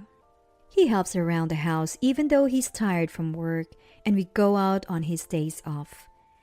I thought I should just endure it. Then something amazing happened. Our daughter Emma was born. It's hard, but with the help of my mom and others, Emma is growing well. But ever since Emma was born, his mom and sister Zoe visit more often. Hi Emma, how are you? It's Grandma. I'm good. You're good at saying hello. Here's something for being so good. She hands Emma an expensive chocolate. I rush to stop her. Chocolate is too early for Emma, and please don't give her something so expensive. She can't eat it. What? You're going to reject a gift? How terrible. I won't bring anything again.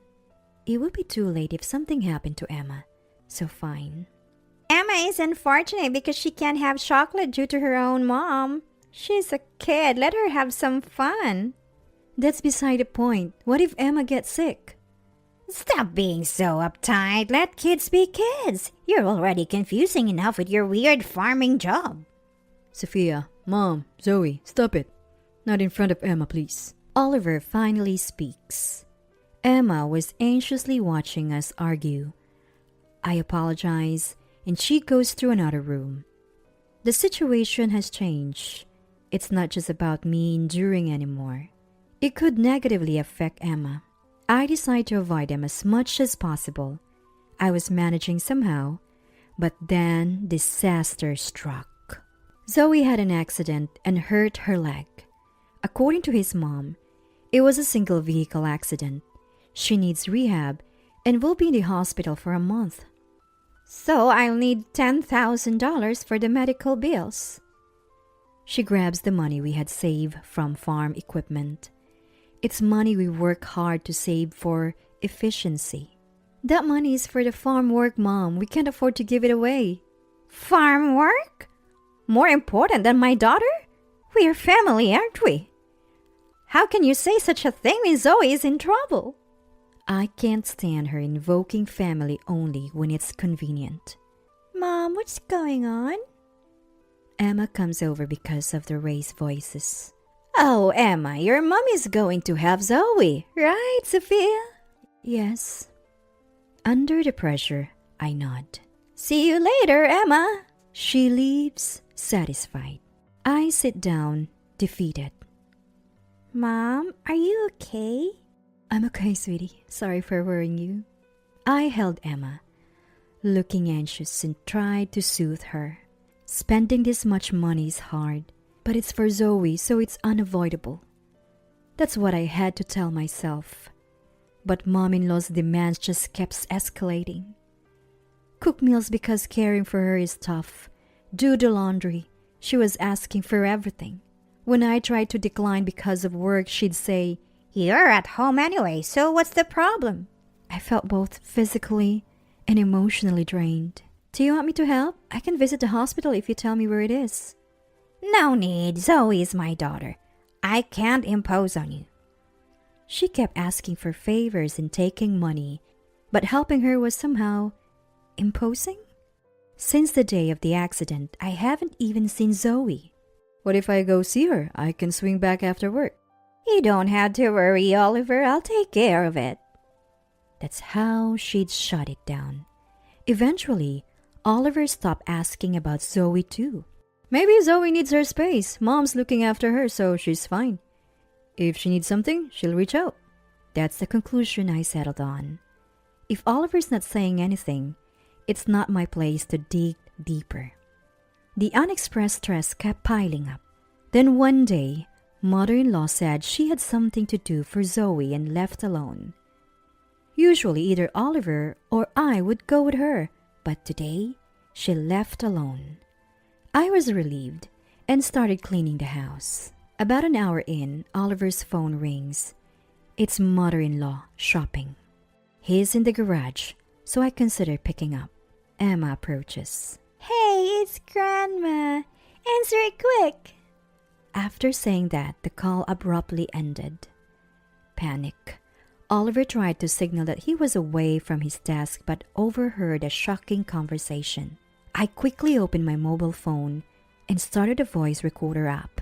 After finishing the recording, I grabbed Emma's hand and we rushed back to my parents' house. Thankfully, it was nearby. Dad and Mom were surprised by the sudden visit, but there was no time to explain. We immediately reported the incident to the police and returned home. When we got back, my mother-in-law was just returning from shopping. Sophia, what's going on? You seem frazzled. Where's Emma? You really should calm down. Women who can't keep their cool aren't attractive. My mother-in-law casually sipped her coffee. I said nothing, and I started playing the recorded audio. Oh, it should be connecting, but I don't hear anything. Hello? Mom, you said we're out of toilet paper, right? Is this the kind we usually use? Thank you. That's the one. I'm trying to call Oliver, but no one is answering. Could Emma have accidentally pressed it? She's quite the tomboy. That could be. Maybe Emma will turn out like Sophia. I'd hate that. 2 doll farm girls. Should we trip one of them up a bit? Tell Sophia or Oliver to take her to the park and we can get her on the slide or the swing. I can't help but laugh imagining Sophia's troubled face. The two hung up, laughing. Both my mother-in-law and Oliver were pale as ghosts. What is this? Is it Zoe was hospitalized? What did we just hear? This is a ghost.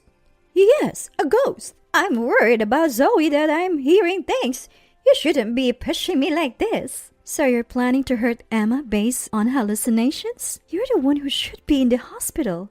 Oliver, say something. Mom, where is Zoe? For the first time ever, Oliver looked dead serious. My mother-in-law stayed silent. If you won't speak, I'll have to search the house. And if I find Zoe... Please, Oliver, believe me. Zoe really is in the hospital. I just didn't want to bother you with the details. You know it's serious if you're lying, right? We've also alerted the police. The police? My mother-in-law shouted. Of course. I can't ignore the potential threat to my daughter. Home affairs are not the police's business, they said, but this is not a joke. Oliver seemed to have understood. So that's why you moved Emma. Thank you. Now we need to find Zoe. Wait, Oliver. This recording is fake. Sophia is trying to trick us. Enough of that. Sophia is clearly trying to protect our daughter. I trust Sophia. If you can tell me, I will call every nearby hospital to see if Zoe is there. If not, I'm filing a missing person report. That's it? At that, my mother-in-law collapsed. It seemed the game was up. A few minutes later, Zoe arrived home. She was perfectly fine, with both feet intact. It's annoying that he keeps interfering with every little detail. I was living a good life. You've been lying about being in the hospital to live off that money, haven't you? Yeah, so what? We're family. You can spare $10,000, can't you? You'd be happy if your family was doing well, right? Are you really that stingy? From this moment on, we're not family, Mom. Zoe, please, cut ties with us. I can't take this anymore. What are you saying, Oliver? I approve of your marriage to Sophia for your happiness. I never wanted you to be with someone like this. I thought you could do better, but still. Don't say another bad word about Sophia and Emma. Just leave. I never want to see you again. Exactly, Mom. Let's hear what Emma thinks too. She's her daughter, and her opinion matters, right? Fine, fine. She's probably at Sophia's parents' house, right? I'll call her now, so listen up. She starts dialing the home phone. She puts it on speaker so everyone can hear. Hello? Hi, Emma, it's Grandma. Can I talk to you for a second? Emma remains silent, but the mother-in-law continues. You miss Grandma if I were gone, right? Your mom wants to cut me out. Say something, will you? After a moment of silence, Emma speaks. I don't like Grandma. Mom always looks sad because of you. Zoe talks bad about Mom, so I don't like her either. Both the mother-in-law and Zoe are at a loss for words. Given that, please leave now. If you stay, I'll call the police again. The two of them leave the house, heads hung low. We immediately go to pick up Emma. I had been worried that maybe Emma didn't want to be separated from her grandmother. It's natural for a child to miss their grandparents. I thought we'd have to find another way. But Emma had been paying close attention to the actions of her grandmother and Zoe. And so, we decided to have nothing more to do with them. If they come close, we'll call the police immediately. We also plan to get back the money we gave Zoe for her medical expenses.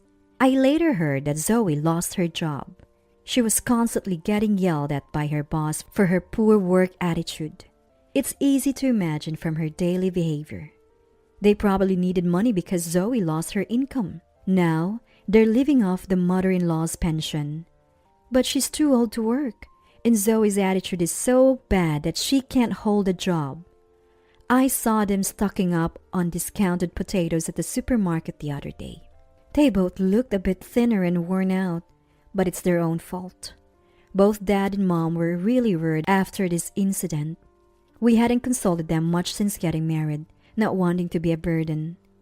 Mom was planning to speak clearly when the mother-in-law called, but Emma beat her to it. She wanted to tell her grandmother directly, she said. Both Dad and Mom said they'll be there for us if anything happened, so we'll make sure to talk to them from now on. Emma, who we were most worried about, seemed surprisingly carefree. Maybe she was stressed by the mother-in-law and Zoe without us knowing. We've been busy with work and haven't gone out much lately, so we're planning a family trip to the amusement park during our next day off. Living off an $1,800 a month mortgage hasn't been a favor to you. I won't miss you if you leave. Lila, my son Marshall's wife, hurled these words at me, trying to kick me out of the house. Marshall chimed in too. Mom, you don't like us either, right? If you don't like it, then leave. My husband, standing next to them, wore a snide grin. Seeing them, my anger hit its boiling point. I don't want to be around these people anymore. Fine, I'm leaving. I packed a few essentials and left the house for real. Be prepared, I muttered to myself. My name is Jessica. I'm a 60-year-old working woman. I married Easton when I was 25, and a year later, our eldest son Marshall was born. Marshall has been a handful since he was young. My husband would always say, "Boys will be boys. A little mischief is good for them," and spoil him with endless toys. Because of this, Marshall was emotionally immature compared to his peers.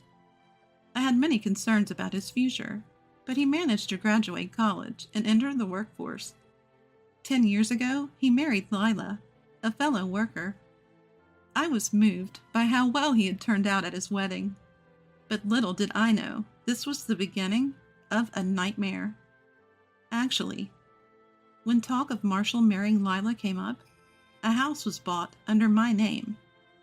It was Marshall's idea. I want to live with you and Dad. You're both getting older, and life might get tough. Let's live together before that happens. It's better to have someone around who can help. Lila agrees too. Touched by Marshall's thoughtfulness, I said, "Thank you. If that's the case, let's live together." My husband seemed pleased too. But the issue was, where would we all live? At the time, my husband and I were living in a condo, and Marshall was on his own in an apartment. Lila also had a small apartment. It was cramped everywhere for the four of us to live. Then Marshall came up with an idea. "So why don't we just buy a house? Mom, you can take care of the mortgage every month." Wait, so we're all living there, but I'm the only one paying? Don't worry, Lila and I will cover other living expenses. You just need to handle the mortgage, Mom. I agreed to Marshall's request. The monthly mortgage was $1,800, and I've been paying it for 10 years without issues. Living in the house was comfortable, and everyone got along. We all had jobs, and our family savings were adding up nicely. But a year ago, I discovered $3,000 missing from our savings. I was looking at the statement and was shocked because I hadn't heard anything about it beforehand. When I asked the family, it turns out Lila was the reason. "Actually, I used it to buy a designer bag I've always wanted. I apologize for not discussing it beforehand." Lila seemed genuinely sorry, so I just said, "All right, just let me know next time you're making a big purchase." But Lila's spending spree didn't stop there. She kept buying luxury items, depleting our savings. Even when I warned her.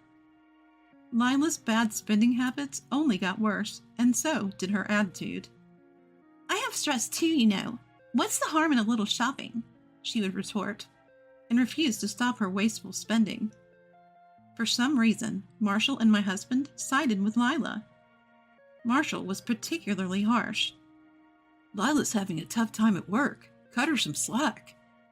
My husband joined in, criticizing me. "We're family. Understand her. No need to make a fuss just because the savings dropped a little." However, Lila was spending tens of thousands a month on luxury items. I warned them that at this rate, we'll run out of savings. I tried to bring it up, but the other three just kept saying, "We can just save up again." What's worse, my husband and Marshall started joining Lila in her reckless spending. When Marshall brought home a wristwatch that cost more than $10,000, I seriously felt dizzy. "What's gotten into you all? We're going bankrupt." My pleas fell on deaf ears. Then Marshall dropped a bombshell. "I actually enjoy seeing you struggle, Mom. I've always disliked you. I thought living off your money would be enough, but now I want to see you suffer more. Buying luxury items with your money killed 2 birds with 1 stone." I was speechless. Seeing my reaction, Marshall laughed out loud. "What's with that face? This is all your fault, Mom." Then my husband chimed in. "I thought Marshall was getting the short end of the stick too, you know. Never getting the stuff he wanted, living a life full of sacrifices. So I was on board with the plan to make you buy a house." My husband may be lenient with Marshall, but to go along with such a reckless plan?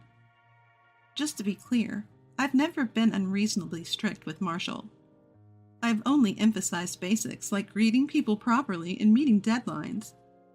I even bought toys for birthdays and Christmas. I thought he would understand once he became an adult. I never imagined he'd resent me for it. I broke down in tears, but the 3 of them just laughed.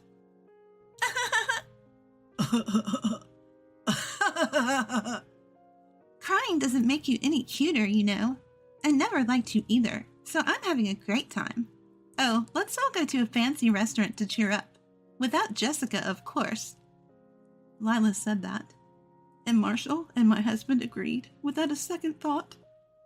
They actually left me and went out. I was so devastated that I broke down in loud sobs.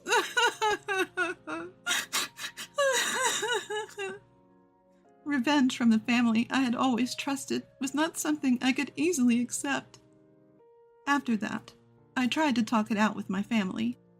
I wondered if we could reconsider and start over. But all my efforts were in vain. They just mocked me without listening. Our family savings are now almost depleted. I've reached my limit. Reviving this family is impossible. Lately, they've been saying if I'm unhappy, I should leave. Why is this happening to me? I'm not sad anymore. Mostly, just angry. One day after work, I found my belongings packed at the entrance. What is this? As I reacted in surprise, Lila smirked. Since you won't leave, I packed your stuff. We never asked for your help. Even if it was just an $1,800 monthly loan, we won't miss you. Marshall joined in. You hate us too, don't you, Mom? If you don't like it, then leave. My husband just stood there with a sarcastic smile. Finally, my rage hit its peak. I don't want to be with these people anymore. Fine. I'm leaving. With that, I took only the bare necessities and actually left the house. Get ready, I muttered to myself. I explained the situation to a friend over the phone and stayed with them until I found a new place. But I wasn't going to let them get the last laugh. I planned and executed my revenge. Sometime after I left, I got a call from Marshall. Mom, something bad happened. Some guys came to the house and said it's been put up for sale and we need to leave. I couldn't help but laugh, because I'm the one who put it up for sale. You can't just do that. Marshall was angry, but I thought the one being unreasonable was him. I bought that house in my name and paid all the loans, so I can sell it if I want. I even prepaid the entire loan, so don't worry about that. You should vacate soon. I hung up after saying that. I had been kicked out of the house abruptly, so those three have no right to complain if they've lost their home too. I felt a little relieved, but my revenge was far from over. The next day, I called my husband. Hello, can we talk? Where are you right now? Don't ask where I am. We're in the middle of an unexpected move. It's hectic. I'll call you later. My husband angrily hung up the phone. It was funny to see him flustered, but I hadn't conveyed my message.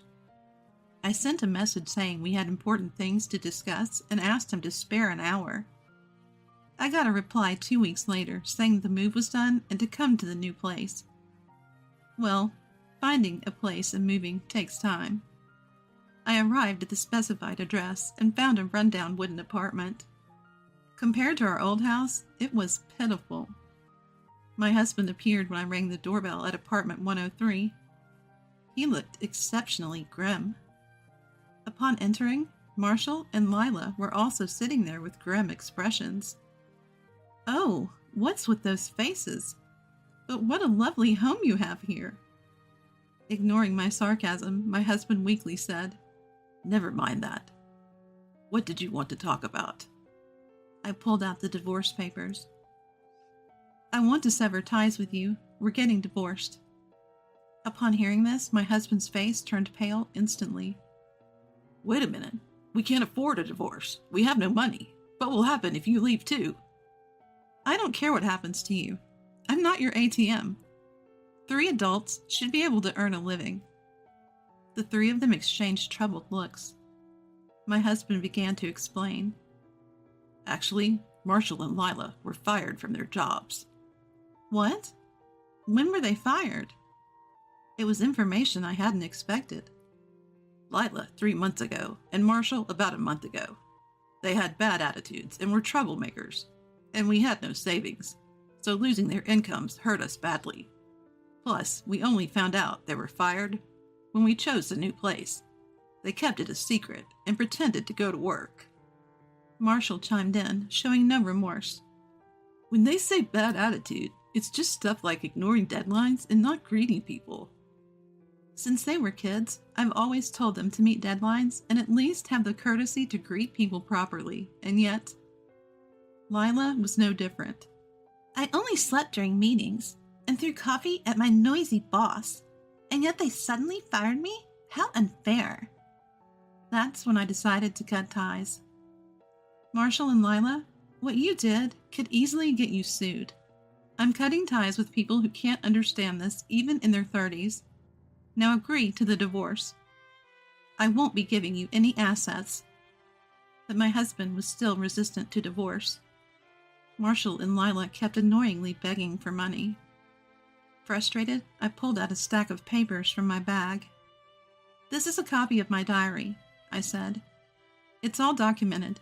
The terrible things you've all said and done. I've been keeping track ever since you all got out of line. If you're not willing to go through with the divorce, I'll take this diary to my lawyer. Is that what you want?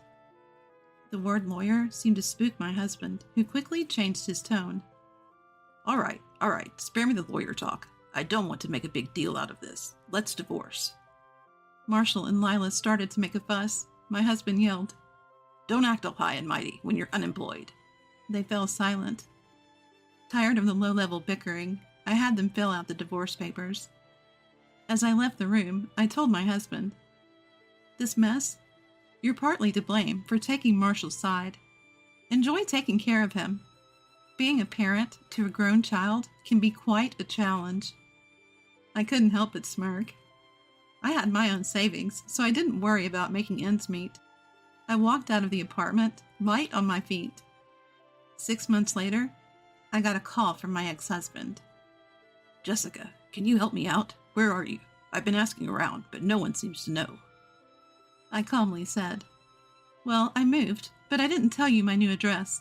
I've asked my acquaintances not to share it, so you three just live happily together. After the divorce, I moved out of my friend's place and found a new home. I explained the situation in detail to my company and was fortunate to be transferred to another branch that was short-staffed. I took proactive steps to ensure my old family wouldn't show up uninvited. Thanks to the cooperation of my friends and company, I was really saved. Despite asking for a lot, everyone handled it without showing any annoyance. Hearing people say, You've been through a lot, Jessica. It's not your fault, lifted my spirits considerably. Just as I was thinking how blessed I was to have such supportive people around me, my ex-husband's loud commotion brought me back to reality. Please don't be so cold. Marshall and Lila don't work, and they're draining my salary. I even have debts. I'm on the brink of bankruptcy. I felt intense anger once again. He hurts people for his own selfish reasons, yet seeks help when he's in trouble. I couldn't help but shout at my incredibly selfish ex-husband. You've got some nerve. After tormenting me, you expect me to help you out when you're in trouble? Don't ever call me again. I hung up immediately and blocked his number.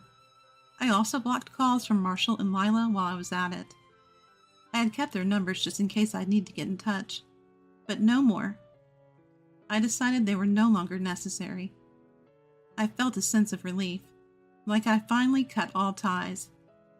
All that's left is to hope for a peaceful life from now on. Later, I heard that my ex-family met quite a grim fate.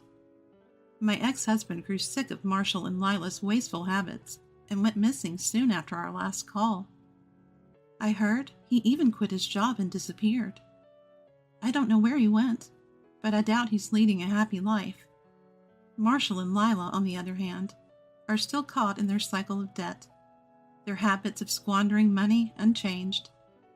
Even their family, friends, and relatives have abandoned them, knowing the mess they're in. I can only assume they'll keep sinking deeper into debt. When a friend told me all this, I felt a sense of achievement. I hope they regret their actions and continue to suffer. My ex-husband had been missing for a while, but I happened to see him living on the streets during a business trip. I never thought he'd become homeless. He didn't recognize me. He looked skinny and completely beaten down. Given his age, maybe he couldn't find another job. Marshall and Lila, meanwhile, filed for bankruptcy.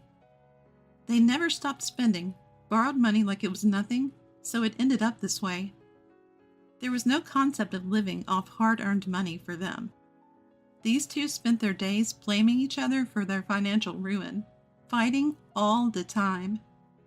The outcome? They became a nuisance and got kicked out of their apartment. Another friend filled me in on this. But like my ex-husband, their whereabouts are now unknown. They might be homeless too, but I couldn't care less. No matter how miserable their lives become, I'll never lend a hand. In contrast, I've regained my peace. I was worried they'd hire a detective to find me, but thankfully they never showed up. They probably don't even have the money for that. All that reckless spending on luxury items, it's the epitome of what goes up must come down. As for me, work is going well, and I'm not struggling in life. Recently, a new member has joined my family. It's a pet goldfish. I was tagging along with a friend who has pets to a pet store when I fell head over heels for this adorable little creature. Honestly, I've never been particularly interested in fish before, so I find it surprising that I even own one now. But this goldfish is just too cute, and watching it eat its food is particularly soothing. The best part? It doesn't require constant care, so even with my busy job, I can easily take care of it. It's added a new layer of joy to my life. I hope my days continue to be this peaceful moving forward. All right, everyone's presentations are done. Nick, the manager, said as he tried to move the discussion forward. Excuse me, I haven't. I recently found out something. Nick interrupted me and began to speak. There's apparently someone in this department who didn't graduate high school and is just a part-timer. Meetings should be for employees only. Absolutely right. His lackey, Mike, of course, agreed with Nick. I'm leaving. After leaving the meeting room, I started to shut down my computer. I noticed that an email had arrived, not in my personal inbox, but in the company's shared email. Thinking, there's no point in speaking up, no one will listen, I went home quietly. The next day, I heard a commotion from Nick's desk. He was staring at his computer screen, his face pale. Nick? Is something wrong? Mike looked at the screen with him. And he turned even paler than Nick. Why is he so angry? Knowing the reason for Mike's distress, I thought to myself, serves them right. My name is Adam. My mother passed away when I was in the 9th grade, and I was raised by my father. Well, you could hardly call it being raised. After my mother passed, my father changed. He drowned his sorrows in alcohol, and though he still went to work, he squandered our living expenses on horse racing. Because of that, I had to start working part-time as soon as I entered high school. Every month, I went to the convenience store with bills in hand that couldn't be auto-deducted from my father's account. Even though I endured it because I didn't want to be alone, I reached my limit in my second year of high school and dropped out. I found a live-in job at a distant inn. Thank you for everything. The day I left home, my father, still staring at the TV, spoke. Take care. That was our last conversation. Back then, 18 wasn't the age of majority, so I needed my father's permission to work, and I couldn't hide my place of employment. Yet, my father never visited me even once. I kept working just to survive, and before I knew it, I was 42. Years of hard work paid off, and I was transferred to the headquarters. I was thrilled to be recognized by the company, as I thought I'd be working in the field until retirement due to my lack of formal education. Listen up. Our work can change the future of our employees. Don't drag us down. On my first day after the transfer, Nick, dressed in an expensive suit, spoke sternly. There was a reason for this.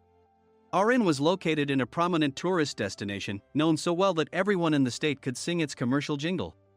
At its peak, we had 5 locations within the state. But that was long ago. Due to financial difficulties and aging facilities, only the place where I had worked for many years and the original establishment remained.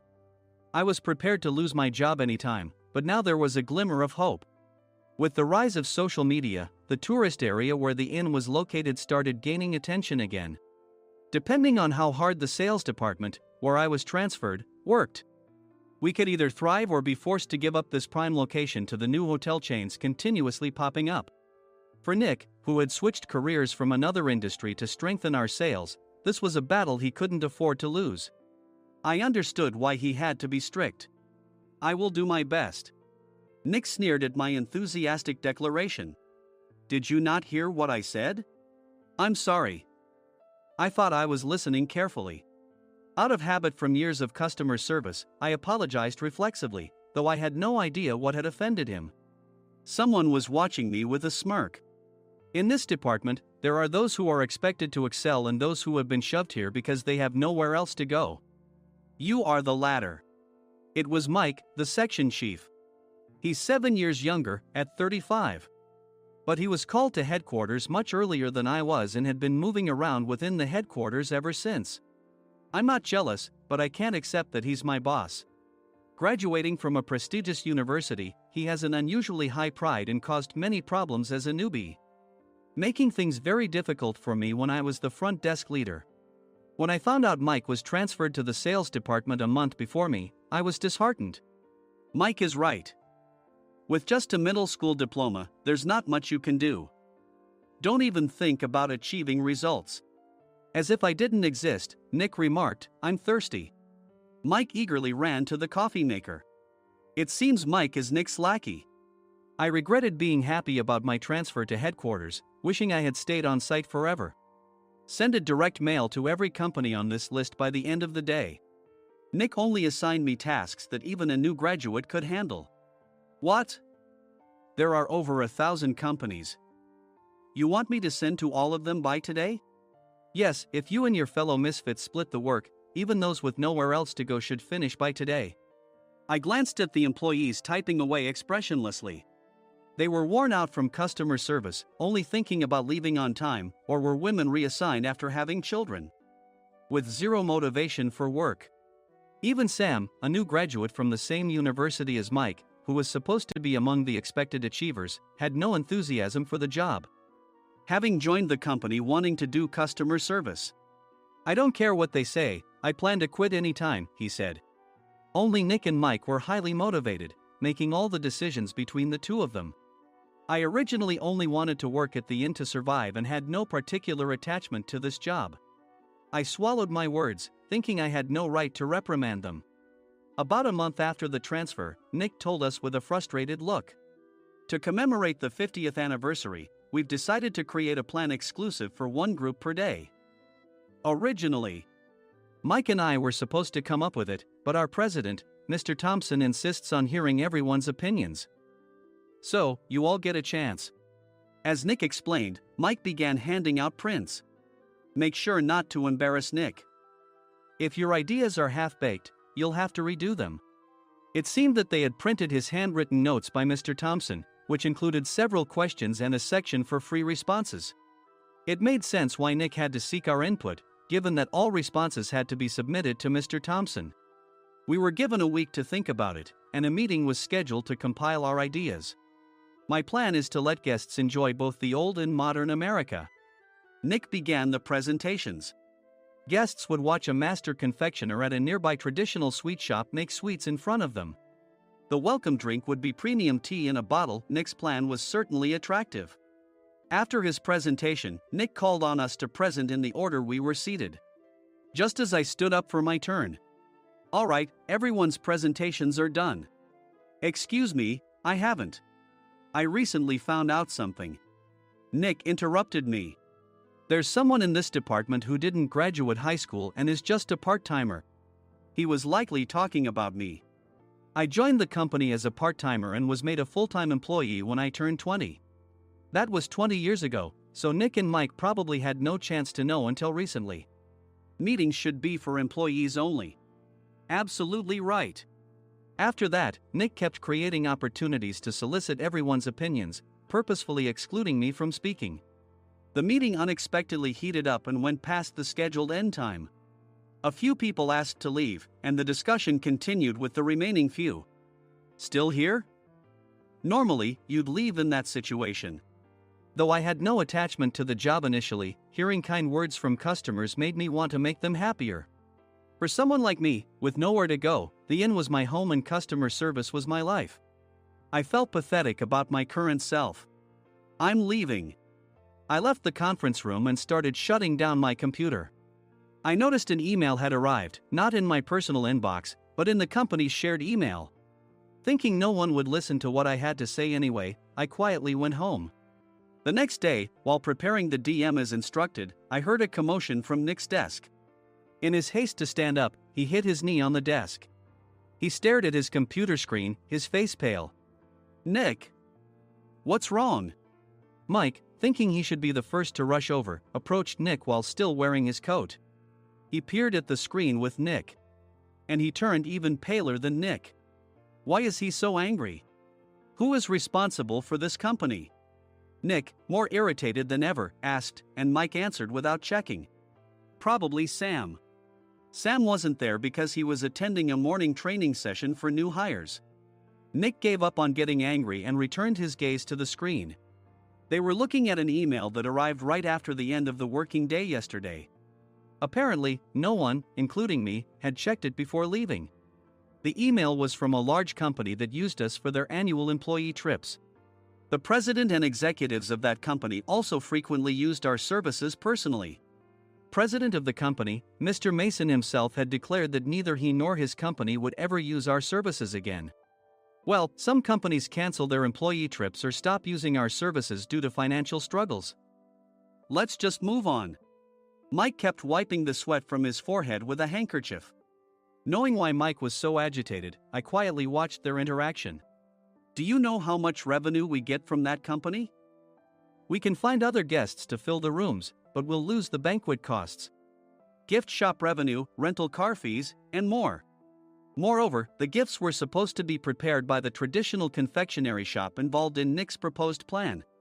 If it's known that we incurred such a huge loss at this critical time, Nick's position in the company would be jeopardized. Nick took a deep breath, seemingly trying to calm himself. All right, Mike. Go to New York right now and apologize to Mr. Mason. What? You're coming with me, right? I have urgent work to do. I trust you, which is why I'm entrusting this to you. Please. Mike, believing Nick's sincerity, agreed with a determined look on his face, saying, yes. That's Nick for you. Even if Mike went to apologize, Nick would shift all the blame onto him if the client didn't change their mind. Well, it was Mike's fault to begin with, so it served him right. About 3 hours later, Sam answered a call from somewhere and repeatedly apologized, saying, I'm very sorry. Everyone watched to see what was happening. After ending the call, he informed Nick with a weary tone. When Mike arrived at the client's company, he only made things worse, further infuriating Mr. Mason. He was demanding, get his boss here immediately. It was no wonder Sam was exhausted, dealing with such a call right after returning from training. What is that idiot doing? All right, Adam, you're coming with me. If sacrificing Mike didn't work, then I must be next. Normally, I'd want to refuse at all costs, but I saw an opportunity in this situation. If I can be of assistance, I'd be happy to join you. I obediently followed Nick, and we flew to New York. When we introduced ourselves at the reception, it became clear how serious the situation was, as the receptionist personally escorted us to the president's office. Angry voices leaked through the door, making both Nick and me uneasy. Excuse me. I'm Nick, the supervisor. I understand my subordinate has caused you trouble, and I deeply apologize. Nick, with his experience in the corporate world, knew enough to offer an apology before excuses. However, his customer service skills left much to be desired. I sighed as I saw Mike trembling like a small dog in the corner of the room. What kind of training are you giving your subordinates? Mr. Mason glared at Nick with a red face. The intensity of his gaze made even Nick take a step back. Regrettably, I joined this company only 2 years ago and was unaware of Mike's issues. I should have identified his shortcomings sooner. Indeed. I should have realized sooner. No sensible person would come to apologize and then give a lengthy presentation on the drawbacks of not using their inn. Nick froze, his mouth slightly open. Suspecting the worst, I picked up the documents that had fallen to the floor. It seemed Mike hastily prepared these documents on the plane, listing the disadvantages. Disadvantage 1: if you change the venue for the company trip, employees might suspect it's for cost-cutting reasons, leading to a negative impression. Reading it aloud half-jokingly, Nick snatched the papers from my hand and checked the contents with a furious expression. Among the stack of documents was a receipt from a nearby convenience store's copy machine. I felt a pang of dread, hoping he hadn't shown the receipt as well. What do you think he said when I asked what kind of nerve he had to do this? I'm very sorry. Faced with the dire situation, Nick must have thought there was nothing left to do but apologize. In a voice smaller than I'd ever heard from him, he uttered words of apology. He said, "I'm a Harvard graduate. I don't believe I said anything wrong." Mike! What have you done?